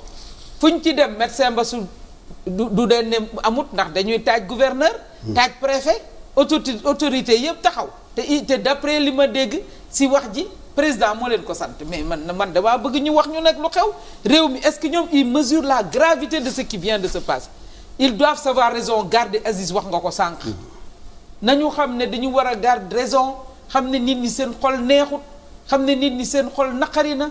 ñu ñëw nag bëgg leen di wër di bàkk la ñu def si yeneen i gox te li ci gën a bëri wóor na ma ne buñ ko seetoon ba ca biir bëri na lu ci nekkut lu taxaw ndax doo woote audit ba pare di def say reportage di bàkk la nga liggéey kon kay audit bi kay personne ne doit orienter aujourd'hui l'enquête. mais c'est une façon dégg naa sa mbokku syndicalistes yi également di wax naan nañu bàyyi les travailleurs nañu xool le matériel. personne ne doit orienter l'enquête bu fekkee mi ngi jaar ci yoon fii on n'a pas à dire que oui les travailleurs finalement les Sénégalais kan moo leen di défendre les syndicalistes défendent les nu mu tëddee liggéeykat yi travailleurs yi l'État mi ngi défendre boppam mais finalement les Sénégalais kan moo leen di défendre. c'est un problème reportage bi ma gis l'État a commencé à se défendre. bien sûr. et à faire de la publicité ça c'est de la politique politicienne. boo demee nag ba lu mel nii am ci ab réew. war nañoo delloo ci xel yi ndax lii dafa jéggi dayoo man mënuma comprendre ministère de la santé ñuy yokk budget bi chaque année. fan la xaalis boobu dugg. nee nañ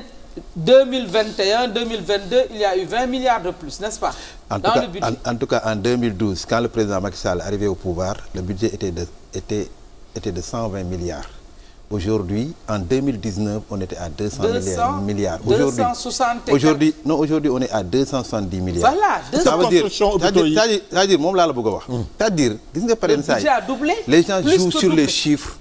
Jouent sur les chiffres que sur l'utilisation efficiente de cet argent. De ces chiffres, oui. C'est important. Donc moi je pense que parce que li nga lay wax subvention hôpitaux yi pour ma compléter foofu. dama ne la subvention hôpitaux yi ëpp na fukki at. même montant bi ñu doon joxe 20 milliards yooyu malgré budget bi li ñu naan mi ngi taweeku. foofu la yam ba léegi même montant bi la ñuy joxe. kon xaalis bi fan la gën a li ñuy jox hôpitalu Pikine. xaalis bi fan la gën a waaw dama lay wax li ñuy yokk non bu ñu ñëwee ci biir débat bi. léegi man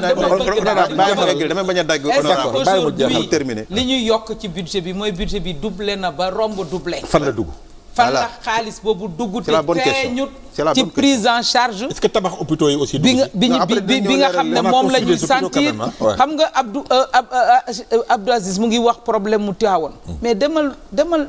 centre de santé Thiès wala une ville comme Thiès. ak le nombre ak ni mu yokkoo. amuñu sax bloc opératoire le centre de santé de Thiès amuñ bloc opératoire. mais léegi nag nañu dimbale.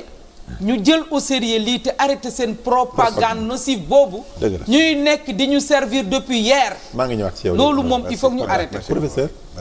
waaw d'accord Babacar. tey dañu wax dañu nekk fête des mères. ñooñu ñàkk seen doom ñoom taluñu ko. kon suñuy wax dañuy den continuer di leen massawu. Aziz dafa wax lu am importance nañ wax affaire bi ak dal ak du recul. man fi may porter sama analyse moo di nous n'avons pas les moyens de notre modernité. dañu dugg ci système boo xam dañu war a am ay hôpitaux yu moderne am ay techniques yu moderne am ay électricité ak yooyu alors que suñu population suivre modèle de système de santé bi ñu am dañu war tabax fu nekk ay hôpital. On a laissé de côté notre système traditionnel. Or notre système actuel est incapable de prendre en charge nos problèmes de santé gis nañ ko ci Covid bi ñun ci Covid bi étude bi ñuy def bi on va revenir 74% des Sénégalais retournent à la médecine moderne parce que léegi comme li nga wax am nga loo foog lu am importance ñi nekk ci syndicat c'est vrai seen salaire la ñu lijjanti. seen bopp la ñu tal en même temps tout le monde dit hôpital bi amul lii amul lale tout le monde veut une banque de sang un système néonatal. Est-ce qu'on a les moyens de le mettre de manière globale sur l'ensemble du territoire? C'est pas possible mënul nekk. Or est-ce que ñun parce que le problème il faut réfléchir en transcendant les gouvernements regarder comment l'État du Sénégal doit fonctionner lan moo nekk selon nos moyens léegi lan la état bi war def moo tax dama rafetlu trop li nga expliquer li Tivaouane def ça veut dire que système de santé bi mënutul nekk uniquement le problème de l'État. Il va falloir que ñeneen ñi ku nekk xool naka lañ fay dugale suñu loxo ak naka lañ fay egg parce que lii ça risque de se reproduire. Parce que Ablaye Wade bi muy ñëw dafa créé woon lu mu tudd woon la maison des outils or ñun ñëpp xam nañu tey fii muy kër yeeg yëpp les questions de court-circuit amuñu électricien bu baax amuñu plombier bu baax on n'a pas des ouvriers qualifiés pour mën a jël en charge un certain nombre de questions de technique. Maintenant léegi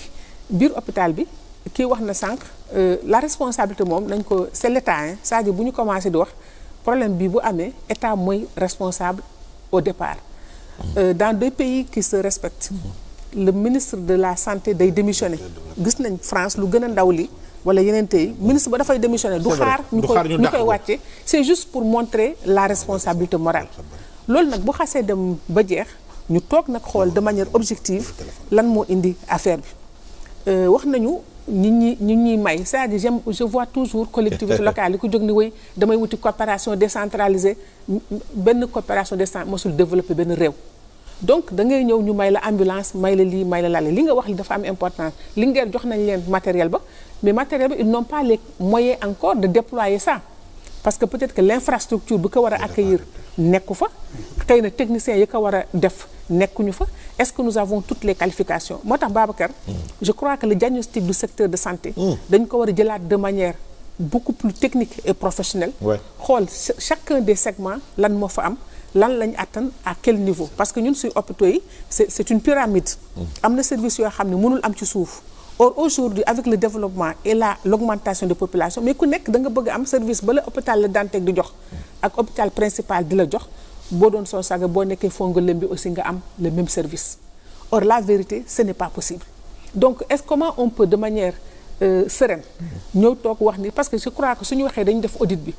c'est pour faire le diagnostic de ce qui ne marche pas dans les différents hôpitaux je crois que ça ne sert à rien de pointer du doigt parce que bu dee Tivaouane la mën nañ xool fan la faute bi nekk mais bu fekkee dañ ko bëgg def ci hôpitaux yëpp je crois que foofu du pour pointer du doigt personne c'est pour faire le diagnostic de qu'est-ce qui ne marche pas pour ñu mën a trouver une solution ba mën ko génne parce que doo ci génne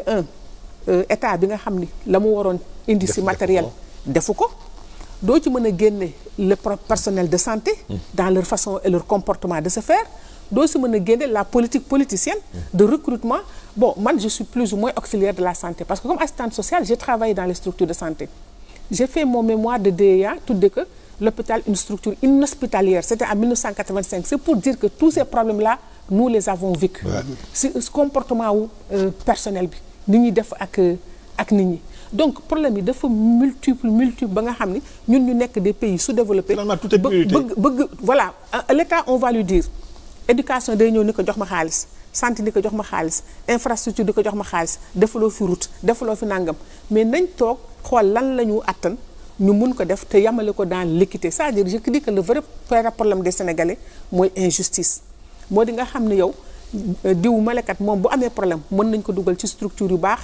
moom mu faju ak njabootam nu mu ko neexee keneen du ko am foofu la frustration yi di indi pour moi tout le problème du Sénégal ce sont les inégalités sociales ce sont les iniquités mais nañ gëm ni fii ñu toll amuñu technologie bi ñu mën may ñu dem amaguñu personnel ressources qualifiées yi ñu mën ñu bay ñu dem nañ dellu aussi seetaat suñu maam yi ni ñu doon faje nit ñi xaleel daan na fi nekk prématuré duñ ko yóbbu foofu on avait des techniques aussi qui permettaient de prendre en charge l'enfant nañ si delloo si aussi parce que système moderne bi il a montré ses incapacités et ses limites nañ delluwaat xool naka la ñu mën a dellu parce que dañuy wax matron presque amatul alors que dañ daan ñëw ci hôpital nga gis matron bi moo ëpp xam-xam téeméer yoon sage-femme ba parce que ni mu ko jàngee woon parce que du n'importe qui moo daan nekk matron. Moi je me souviens le docteur le professeur Correa bu nekk hôpital Dantec moom bu la daan suru da lay yóbbu femme bi nekkoon Mamel bu xale bu fekkee ñëwul normalement foofu la lay yóbbu ñooñu am ci seen technique traditionnelle wëlbati xale bi sans mu nécessité ñu def la ay césarienne. Donc il nous faut ñu xoolaat le système dans sa globalité réfléchir ci kii li mu wax këru diine yi ñi ngi def des efforts pour équiper Touba on le fait c'est avec Matlaboul Fawzeyni ñu ngi def des efforts pour dugal mais ñu yokk effort yooyu mais population bi tamit gëm ni système de santé moom tam daf si war a dugal loxoom naka lañ ciy dugale seen loxo xam nga defoon nañ fi les comités de gestion bis nekk ma dénoncé fekki fii ni comité de gestion yi boo mosaan dem góor ñi ñoo koy lekk ba mu set loolu c'est pour peut-être sànni leen xeer ñoo koy lekk ba mu set duñu dugal fu mu war a dugg donc on a aussi forum civil yéen a ngi si liggéey le système de corruption qui va du bas en haut nee ngeen xaalis bi ñu jox ministère de la santé fan la xaalis bu dugg c'est vrai qu'on n'a pas atteint encore le niveau bi ñu war a wax il y a quand même des investissements dans les structures parce que muy éducation muy santé ñun on ne travaille que sur les chiffres mën nañ la wax ne la fii lañ toll woon 2000 fii lañ toll 2010 fii lañ toll 2018 donc le Sénégal progresse sur la question des infrastructures mais am infrastructure ba pare te amuloo nit ñi am xam-xam ba pour def ko fa léegi ma terminer ci lenn système fonction publique kese mënu ko régler je me suis interrogé mon ophtalmologue que je salue docteur Seck de Colaser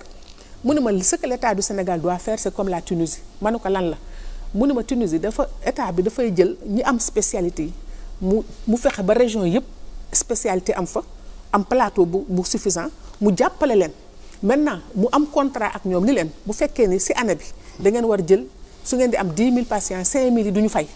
loolu mooy permettre population bu pauvre bi moom mën a am accès à tous ces services donc on a tellement de médecins qui chôment ici qui ne travaillent pas naka la état bi war def ba ñu structure ñu dugal leen peut-être que le modèle tunisien et aussi si d'après moom li ma wax état examiné ñu mën a fexe ba secteur privé bi développe mais un privé social qui n'est pas un privé boo xam ne day fayu lu ko neex donc état bi permettre la nga def loolu mais en contrepartie def naa la pauvres yi war nga jël tant de pauvres ci année bi bu ko defee te mënuñu fay ñu def gratuitement loolu formule bu am solo la parce que nañ ko xool bu fekkee état bi moo ne man maay fay moom xamal ni du ma ko fay parce que bor yi mu am si hôpitaux yi rek fu mu nekk nii mu ko compté woon gis nga Amadou lan la internet di wax non mais fay nañ ko barki démb fay nañu remboursé nañu oui mais ça ne peut pas continuer ça ne peut pas continuer après il faut emmagasiner d'autres dettes encore oui mais ça ne peut pas continuer en matière de politique sociale l'état ne peut pas parce que état li muy joxe mais xaalisu askan bi yëpp la rek tout simplement benn gafake gi la donc mënul lu nekk mu def ko gratuit c'est pas possible du ko attan naka lañu war def lu gars yi wax voilà merci beaucoup Babacar on est vraiment très suivi il y a plus de centaines de commentaires par rapport ak li ñuy waxtaanee ndax dafa nekk li nga xamante ni daal dina touché ñu bëri juróom fukk ak benn ndaw yi ñàkk seen bakkan foofu ca hôpital Mame Abdoul Aziz Sy bu Tivaouane donc bu ñu demee ci Facebook commentaires yi dafa bëri trop waaye dañ ciy jukki lenn rek kii di Aminata Traoré mu jàpp ni président Macky Sall dafa daal di sàkku ngir ñu amal ay lii di audit explication ngir xam yëf yi fan la jógee moom mu jàpp ni nag moom président Macky Sall xam na jafe-jafe bi askan wi am jëm ci lii di ressources humaines ak li nga xamante ni ñoom ñoo di ñàkk qualification ñenn ñi nekk ci bërëb fajukaay yi mu àddu ci lii di mbirum motivation waaye jàpp ni maintenance hospitalière tamit war nañ ko xoolaat ndax yenn saa yi dañuy jox nit ab marché ngir mu liggéey benn bërëb ci biir hôpital bi mu daal di dem jël ci koñ bi électricien taf yëngal yi daal di leen jox moo waral yenn saa yi jëy yi day daal di continuer mu jàpp ni buñ jógul ci lii yeneen jëya dinañ leen daal di gisaat fii ci mim réew ki nga xamante ni moom moo di am keneen ku daal di woon àddu léegi rek Babacar mu jàpp ni oui mu ni honorable Elentine lu mu wax dëgg la mu ngi wuyoo ci turu Moustapha Ba Al Mokhtar mu jàpp ni RTS dafa daal di def rek ab série de reportage par rapport ak hôpital yi ci service néonatologie naka la ñuy fonctionner mu jàpp ni loolu mun na suux audit yi nga xamante ni daal nañ ko tàmbali ci mboolem hôpitaux yi nekk ci biir réew mi mu jàpp ni loolu président Macky Sall moom moo ko santaane te loolu mun na indi ay problème ñeneen ñi Babacar daal nañu àddu tamit ci responsabilité ki di Abdoulaye Diouf Sarr mu jàpp ni waroon na tekki ndombal tànkam bu yàgg laata njiitu réew mi di ko jëlee ndax moom jàpp nañu bu fekkee am na mbir yu bëri yu tële donc moom loo xam génn si ñu daal di Babacar bàyyi Facebook dem ci YouTube foofu tamit dakan kazalika commentaire yi daal dina bëri lool. Charles Siem from United of Kingdom moom mu jàpp ni lii di négligence moom moo waral ba jëye ji daal di am. Mbagnick Ndiaye jàpp ni moom Abdoulaye Diouf Sarr deful dara ci mbirum lii di wér-gu-yaram ba tax na tey jii ñu daal di tekki ndombal tànkam te foo moom moo waroon na démissionner laaka ñu koy jëlee foofu Kouraba mu ni salaam négligence avec installation électrique yi mu jàpp ni même suñu kër yi yenn saa yi bëgg lu yomb mooy tax nit ñi dañuy dem jël benn électricien bu nekk ci bopp koñ bi mu daal di ñëw mu ni loolu moo am ci biir marché yi moo waral ngay gis lii di lakk yi moom moo am ci biir école yi ba tax na bu jëyee amee musiba day am ñu bëri day si ñàkk seen bakkam Aziz Diop mu ni 2STV vraiment vous êtes un exemple à suivre car daal di ngeen wokk fi nga xamante ni moom moo di xasan ngir gën a delloo askan wi waaye it gën a xamal askan wi lan moo xew ci li nga xamante ni moom moo di même réew Kouraba jàpp ni jamono ji nag li di assise ci mbirum santé publique moom moo war a am ngir ñu xam fan la affaire yi fan la problème bi daal di am ngir ñu gën a ngir ñu xam fan la mbir mi sooxante ku nekk xam lan mooy responsabilité bi nga xamante ni daal dina ko am ci bile mbir Babacar donc commentaire yi daal dina bëri lool jàngalekat yi tamit ñu ngi daal di àddu si seen jafe-jafe nee nañ ñoom tamit secteur bi nga xamante ni dafa néew doole trop waaye jàppal ni rek Babacar ñu bëri ñu ngi commenté seen xol tooy ci li honorable doon àddu ndax gis nañ ni jëye boobu dafa doon jëye bi nga xamante ni Sénégal yëpp daal dinañ ci gis seen bopp. damay ñëwaat si yow léegi bu ñaari personne waxee nga ñëw Cheikh xam nga maa ngi lay laaj léegi xaalis bi fu mu jëm ñi ngi tabax ay hôpitaux est-ce que soit dañuy jël affaire ngistal tabax ay hôpitaux daal ne def nañ ci xaalis bëri mais est-ce que plateau médical bi ñu si soxla mi ngi suivre lan mooy problème bi par rapport à ce budget là bi ñu naan vraiment peut-être doyul mais ñi ngi investir beaucoup d'argent au niveau de la santé. merci Babacar man mosuma d'accord ñu ne budget doyul. nan la ñuy utiliser xaalis boobu. mooy problème bi. est-ce que mës nga dox ba fekk clinique bu tëj clinique. ñi dans le privé. déedéet. au contraire dañuy yokk kay exactement ki nekk dans le privé de un bâtiment bi soit da koo loué moo koy fay soit moo ko tabax personnel ba koy nekk moo koy fay mooy fay électricité mooy fay léppam te gis loo ñu am problème parce que nit ñi ci boppam gis nga santé ku feebar boo yoroon ay milliards bu ne la joxeel milliards yooyu nga wér. mais nag fële public la dama lay wax moo tax ma ne non dama bëgg a dellu si war a fayloo pour yow. non dama bëgg a dellu si ni suñu problème. oui du dugal naa ci xaalis bu bëri c'est un problème de gouvernance d'accord. il est toujours dit bu ñu waxee problème santé lan la dama la leen problème de gouvernance on n'a pas les hommes qu'il faut à la place qu'il faut on nomme nu neexee lañ lay nommer directeur nu neexee lañ lay nommer ci direction ci loo xam ne amul profil amul lu ñuy définir te ñi nga xam ne tey jii ñooy acteurs ñi nga xam ne ñu ñoo choisiroon ñun dem jàngi yu gudd ñun ñi nga xam ne ñoo choisiroon ñun sol blouse blanche ñun ñoo xam ne ñoo choisiroon jël risque di affronter les microbes et les virus te duñ ko gis bi ñu demee ba nga xam ne tey jii système bi xaalis am na nous on nous a mis à côté on a préféré prendre d'autres personnes pour ñëw ñuy décider à notre place et la plupart des décisions yu ñuy jël c'est des décisions purement politiques xam nga wax na ko fi sànq sax sama xol bi dafa tooy parce que gis naa ko wax na ba honorable rangoñam bi génn ça signifie que réellement l'affaire là est ñun la gën a naqadi li xew ci structure yi parce que nous sommes convaincus que su fekkoon ni am na lu ñu mën a définir de façon très claire et très nette rek dina permettre nit ñi ñu mën a liggéey. parce que bokkul ak ñuy wax ni on n'a pas les moyens pour mën a def dans les hôpitaux de sorte que Sénégalais yi di faju ni ñu ko bëggee. problème d'organisation moom amul lu ñu mën a def Europe loo xam ne mënuñu ko def fii Sénégal bu dee compétence rek ak sommité wax na la ko léegi yàlla dafa def bon ñun ay taalibe Cheikh lañu xam nga. gis nga doomu sëñ Moustapha Jamil. waaw doom yëpp dafa ay cadre la mi ngi lay wax professeur Habib ñoo nekkandoo man maa ngi nekk service de médecine physique mu nekk orthopédie on travaille ensemble parce que ñoom bu ñu opéré pare balaa ñu ñoo leen yor en rééducation mais dañu ñoo xam ne sax du ñu toog sax di laaj addiye wala ay taalibe boo ko romboon fii doo xam ni kii doomu soxna la wala leen gis nga ba ñuy def mooy li ma lay wax rek on les écoute pas c'est des gens qui ont écrit parce que moom mënoo wax fii Sénégal dans le domaine de la traumatologie et de l'orthopédie am na benn liggéey bu xarañ bu mu defoon boo xam ni dafa évaluer woon accident de circulation yi am dans la zone la plupart du temps ci route nationale bi lay amee. waaw nga xamante ji accident bu amee diggante parce que axe Mbour bi moo ëpp lu muy am accident. parce que camions yi fa la ñuy jaar yoon bi xat na te tëli bi xat na. mais diggante malade mu accident am malade li leen rey la plupart du temps da ngay def ay trauma mais tu perds beaucoup de sang le temps que ñu lay transférer lu koy indi parce que évacuation bi diggante foofu ak principal ñaata heure ngay def par exemple da ngay dugg ci autoroute à péage bi sax mu am embouteillage même bu dee ambulance la. bi ñuy construire avant ñuy construire hôpital Diamniadio bu ñu déglu woon techniciens yi hôpital Diamniadio pédiatrie kenn du ko construire foofu. man def naa étude parce que j'ai fait des études de gestion sur la situation du système sanitaire may def suma mémoire de 3e cycle en administration de gestion et services de santé au niveau du CESAC. c'est-à-dire proposé woon nañ sax ni tey jii mënoo ñëw xam nga tey ñi ngi lay wax fu nekk ñi ngi fay def pôle mère enfant. waaw finalement di nga bërile mais li ngay bërile du am efficience parce que day xat. bu njëkk dañoo jëloon centre de traumatologie et d'orthopédie hôpital général de Grand nga xam ne ay accidenté rek ka fay nekk. waaw ñu nga mën a concentré mais bu fekkee ni da nga fa def ay 20 service bu nekk bu la gën a ndaw peut-être mënul am 10 lits loolu moo indi tey jii service bu mu nekk muy orthopédie chirurgie am na ay temps toog nañu ay malades yuy toog 4 mois ñu war leen opérer wuñ leen parce qu'il n'avait pas suffisamment de salles opératoires parce qu'il n'avait pas suffisamment fu ñu hospitaliser nit bu leen opérer ba pare barki démb gis ngeen ñu ñëw ñu inauguré ñu indi benn chérifien bon mooy dëkku arabe yi. ñu ne financé nañ pour créer benn pôle mère enfant man on m'a invité je suis pas allé. parce que si on m'avait demandé ce projet là feneen lañ ko yóbbu mais c'est pas le lieu. parce que 14 salles opératoires la ñu am service bu mu lay orthopédie tey jii y a presque 10 services yoo xam ne ku ci nekk da ngay opérer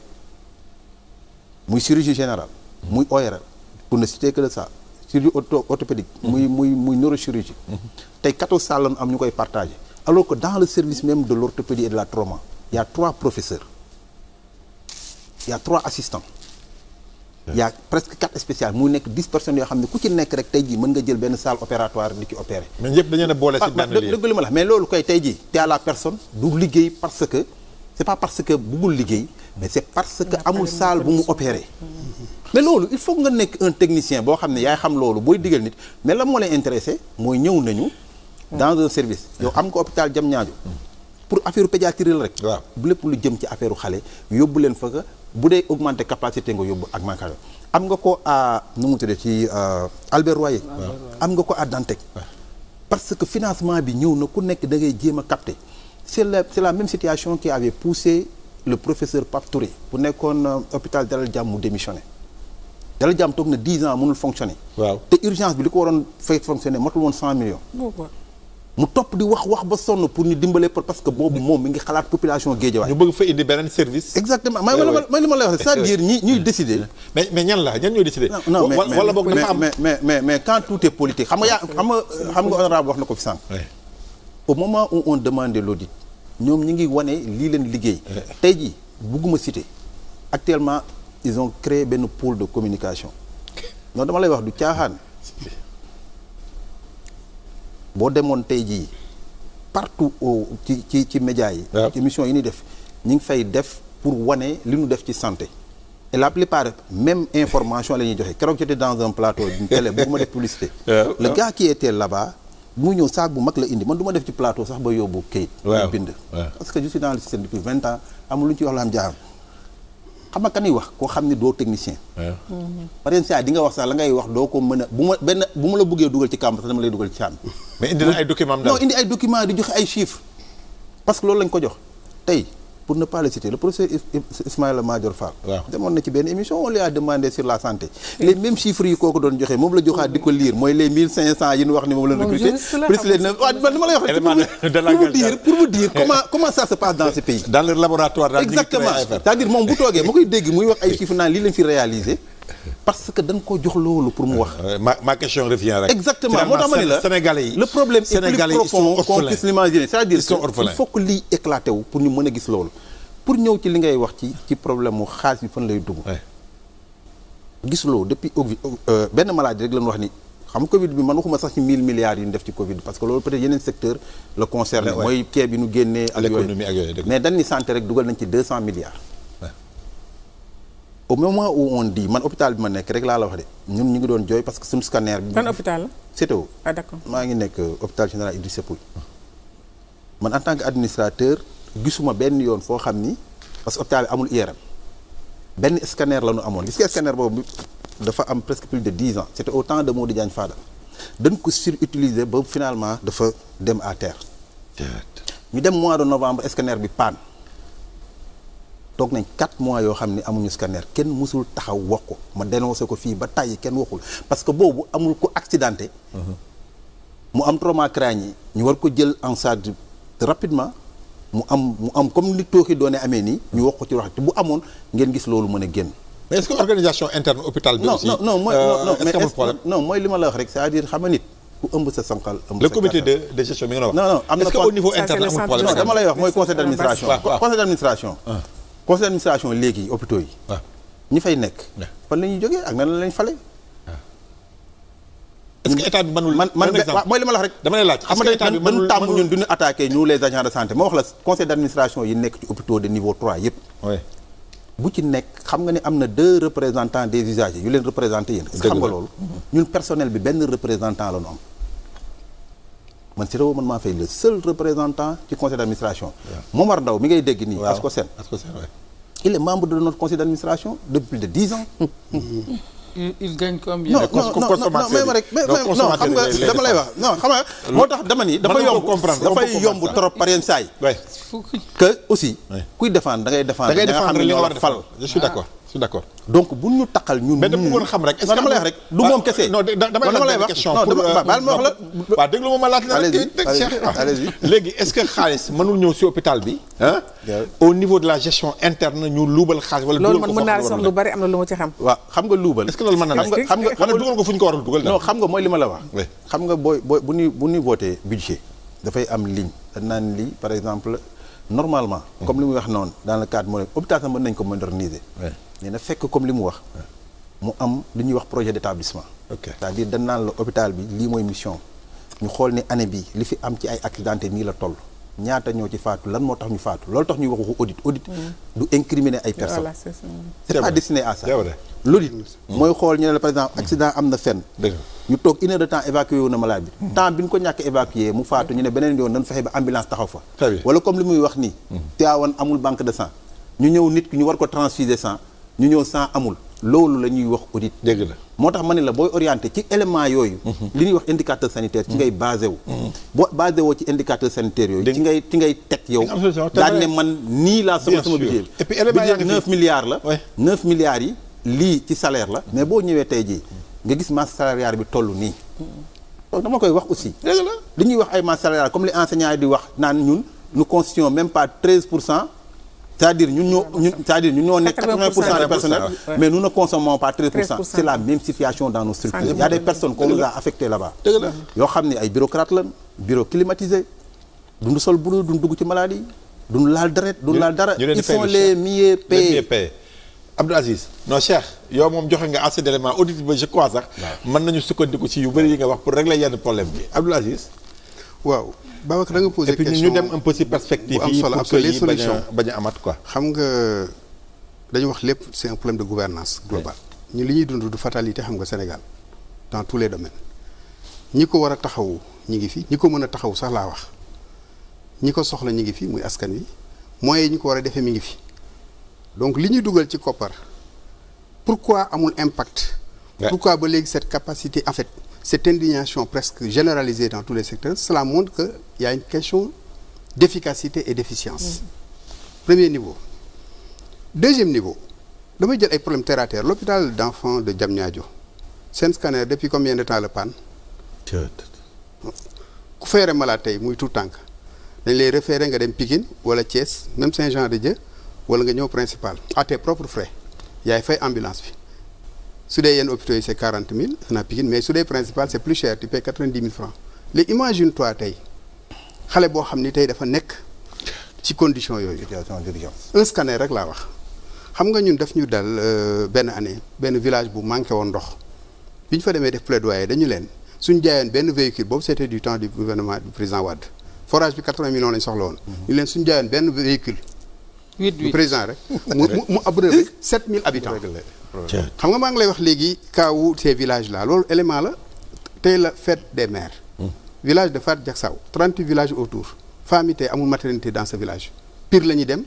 wala Mexe wala Tivaouane hôpitaux yi amul ndox xoolal ce danger là hôpital bu amul ndox ñu ni dañu koy alimenter en citerne mais su dee alimentation boobu c'est pas de l'eau potable si c'est de l'eau contaminée ñu dugal ko ci biir dans ce circuit tey pour en revenir au cas de Tivaouane. Ouais. L'hôpital niveau 3 kañ lañ ko annoncé daaw lañ ne woon un second hôpital niveau 3 ñu ne woon dañ koy teg première pierre vers le mois d'octobre. C'était un agenda étatique ou politique je ne sais pas mais gàmmu amul ñu différé ko.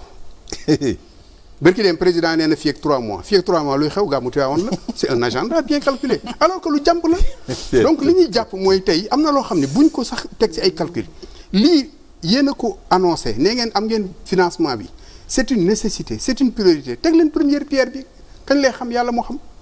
les entreprises Babacar xam nga Fatou wax na lu am solo santé du affaire état kese pourquoi citoyens yi maa ngi wax kaw Tivaouane mais tey Hélène région de Thiès ba ñu dëkk du mooy première région minière du Sénégal entreprise ya fa nekk seen chiffre d'affaires c'est des centaines de milliards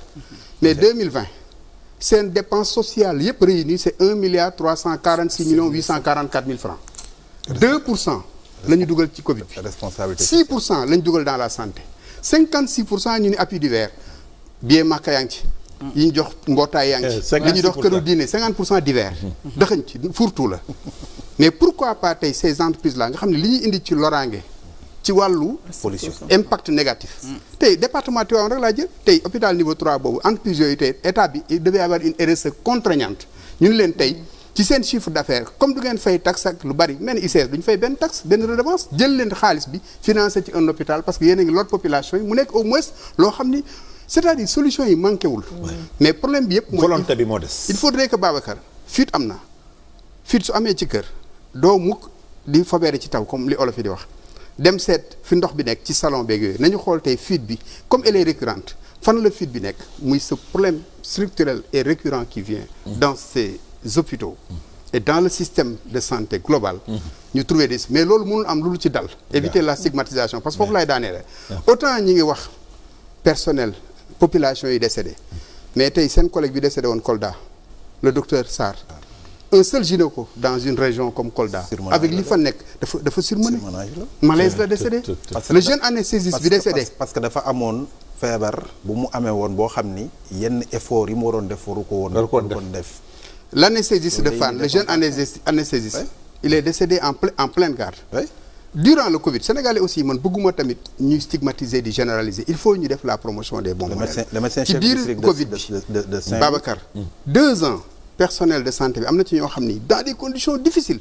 am perdre nañ seen vie de famille sacrifié wu pour les populations loolu aussi mérité nañ tant soit ba tamit ñu ni autant am na ñu am ay manquements autant am na ñoo xam ne ils font des négligences mais autant aussi am na ñu baax dëgg la am na solo Amadou quelques réactions voilà merci beaucoup Babacar donc réaction ba léegi yaa ngi wéy ci li ñu waxtaanee ñu daal di dem rek papa Makhtar Fall actuellement fële ca hôpital régional bu Louga amuñu lii di échographie cardiaque ki nga xamante ni moom moo di Esther Anne muy problème mu ministre yi ñuy dénk wàllu wér-gu-yaram wala boole ministre yi moom dañuy liggéey ngir gën a seen poste maanaam ñu daal di ko maintenir rek waaye liggéeyuñu li nga xamante ni moom moo di nguur gi donc ma jox la dernier commentaire fi nga xamante ni moom moo di fii ci YouTube Babacar MG Gueye mënuñu nañu daal di MG Gueye 92 nañu daal di vérifier maanaam nañu saytu fan la ñu jëndee li nga xamante ni moom moo di couveuse yi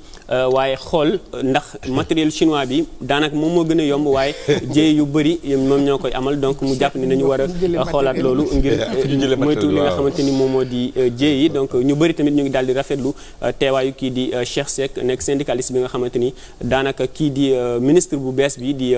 voilà donc lu mu tuddati encore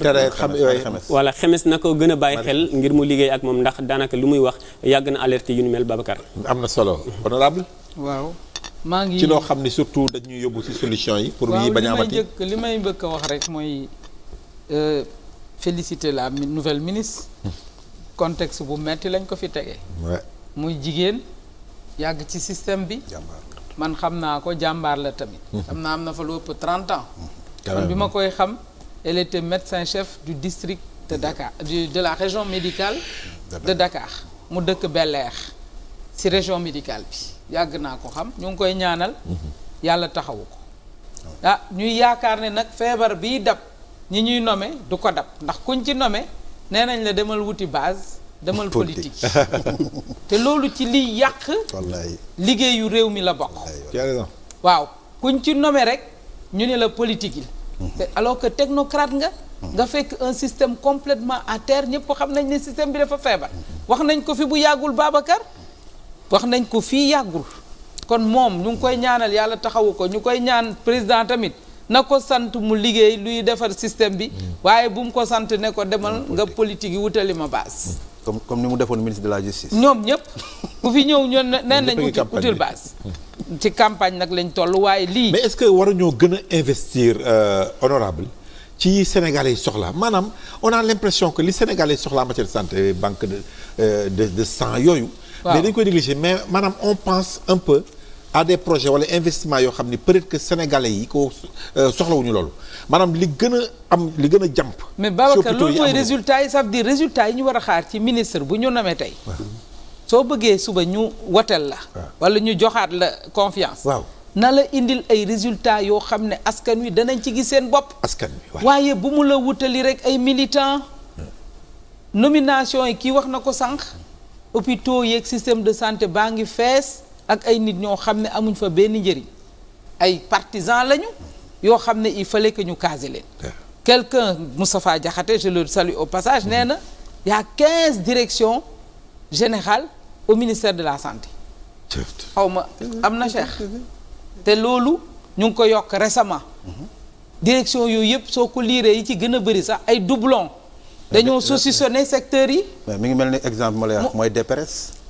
direction de la planification bi nga xam ne ñoom ñoo ko fa nekkoon doon liggéey mais dañ ko dem charcuté ko ba finalement kenn xamatul woon dootuñ amati cohérence dootuñ amati efficacité parce que benn loo xam ne dafa waroon a nekk lu ñum nga daggati ko pour joxe ay cër kon loolu ñu ngi sas ministre bi soo amee lu ñu fa war a corriger sans état d'âme ñu corriger ko ndax loolu nag fa la xaalisu budget bi fa muy dugg ci jël en charge yooyu la bàyyi lii nga xam ne moom la ñu duut baaraam moi je pense que matériel bi tamit souvent collectivité locale yi ku ne yaa ngi wuti ay dons à l'extérieur yaa ngi wuti ñu lay may mais la ñuy mayee wax dëgg yàlla France au revoir yeeg ah nga xam ne kenn soxlaatu ko nañ ñu dimbale bañ di ko dugal ci biir système de santé bi parce que nag lu ñu utiliser ci seen hôpitaux yi ba bëggatuñu ko ñu sànni ñu ko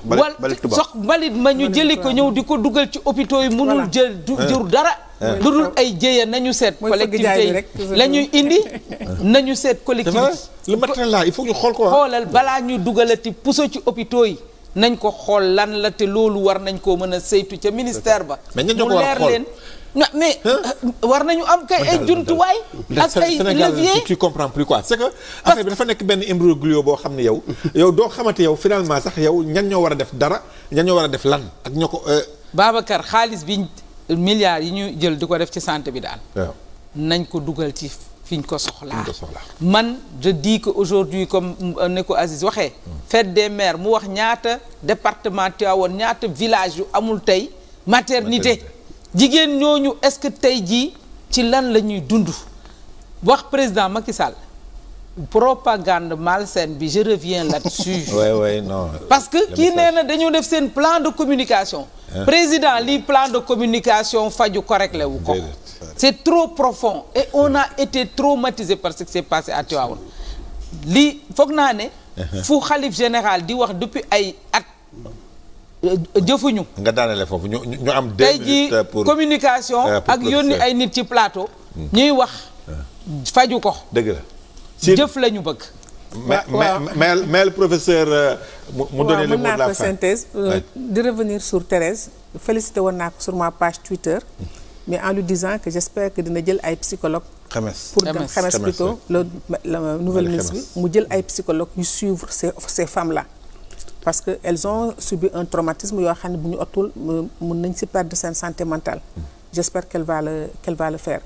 solution bi je crois que diagnostic bi def nañ ko mooy ñu génn sur la logique politicienne gis nga aujourd'hui le monde moderne évolue de telle sorte que naan poste bi dama koy jox un politicien gis nga poste c'est de l'expertise parce que pour yow nga am vision day fekk nga xam la ngay liggéey lu mu doon mais naan wuy dama am ay conseils dañ loolu le monde a dépassé cette histoire là dañ ko fi war dugal mais je dis que diagnostic bi dafa war nekk quelque chose de global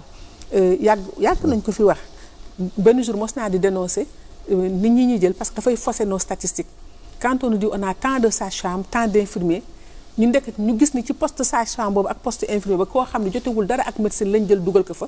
ñun ñu calculer ci suñu nii suñu ratio nombre de sage-femme par kii nangam la ndekete faussé na suñu toutes nos statistiques parce que à partir de 2000 lañ commencé ñëw dugal dans le système de santé des gens yoo xam ne amuñu benn métier bu joteeg santé te bu ñu leen di fal nag dañ leen di recruter ci poste infirmier wala poste loolu moo tax ma ni l'audit là faut pas que les Sénégalais je pense que c'est une très bonne chose que président bi def audit système bi général pour que ñu mën a xool les diagnostics fan la rëq-rëq yi am mais que ça soit inclusif parce que ñi ko war saytu xam nañ ko yow li ngay wax on est d'accord on a le personnel de ressources humaines le plus qualifié Tunisie ak Maroc yi ñun ñoo leen formé mais le problème c'est l'équipement c'est les plateaux c'est des questions de matériel donc dugaluñ ko fa ça ne sert à rien aussi ngay gis loo xam ni fu benn wala ñaari structure c'est-à-dire c'est des choix soit on a un système de santé élitiste nga xam ne ñu tuuti bu ñu bëggee faju dañu faju wala ñu ni dañuy def benn système de santé à la base ñu privilégier loolu ça c'est des orientations yoo xam ne dañ ko war a choisir maintenant pour man état bi dafa war privilégier le système à la base pour les plus pauvres et maintenant on fait un système privé pour ñi nga xam ne ils ont les moyens de se payer et puis am na lu ñu mujjugul wax système de santé bi foofu na damay joxañ duut baaraam daan naa ko wax Eva Marie Coll Seck ma ne ko y a tellement de médecins or les médecins là mënuñu jotoowuñu nekkuñu ci biir structure bi texte moo leen ko permettre mën nañ dem ci hôpital ba mën nañ dem clinique privée dafa liggéey mën nañ jël seen patient privé ci biir hôpital bi tiers de temps ba ñu soo koy jagle le client ordinaire donc le client ordinaire n'aurait jamais accès au professeur. non texte mayu leen ko de. donc mais mooy la pratique j'ai entendu un jour. ñu koy wax waaw le directeur des établissements publics de santé di ko wax. waaw d'accord non c'est pour éclairer. waaw parce que ñun loolu la ñuy wax. parce que aussi il faut que. mais temps bi rek jeex na takk. il faut pas que ñu def confusion. oui avant il y avait ce qu'on appelait les CHU. centre hospitalo-universitaire. dana am lien ak université ña fa nekkoon université donc seen structure la woon. et les textes yu ñuy wax c'est des textes qui dataient yenn yi ay années 60 la woon mais quand on a fait les textes sur la réforme hospitalière xam nga en matière de texte même texte dañ la en matière de man duma juriste mais bu nee ñoo bokk li ñuy wax bi gën a récent li ñuy jël et ils ont leur autonomie de gestion d'ailleurs même loolu moo indi woon bi coow li amee gars yi quand on a voulu ay ministre bi di jéem a rappeler à l'ordre le professeur Seydi gars yi xamal ne ko non yow it nag da ngay am foo mën a yem parce que kii dépendrul ci yow comprendre ba xam la looloo tax ma ni amul kenn ku la mën a wax ni dina la génneel texte bu ko may mu def du privé dans un service loolu amul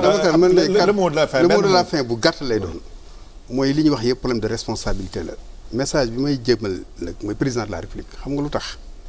Mame Abdou Aziz Dabakh daf ni woon diiru may nekk xalif ginaar gu feebar Tiwaawan man lañ koy laaj président de la république tey durant son magistère lépp lu fi am muy malheur comme bonheur na xam ni ci responsabilité am parce que li ñuy wax yëpp c'est un problème de gouvernance donc éviter cette capacité d'indignation tey bi nga xam ne mi ngi jóg jëm kaw mu am àgg benn niveau boo xam ni dafay am jonction entre les forces sociales et les forces politiques et les frustrations des populations c'est loolu du lu baax moo tax ñu ngi ñaan yàlla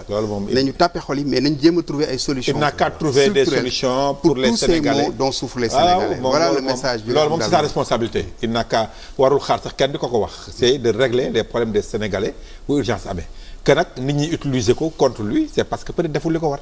loolu moom ça d'incombe qu'au président et tous ceux qui l'accompagnent loolu la ñuy indi loon tey leen jox daje dimanche prochain avec un autre thème inch'Allah au revoir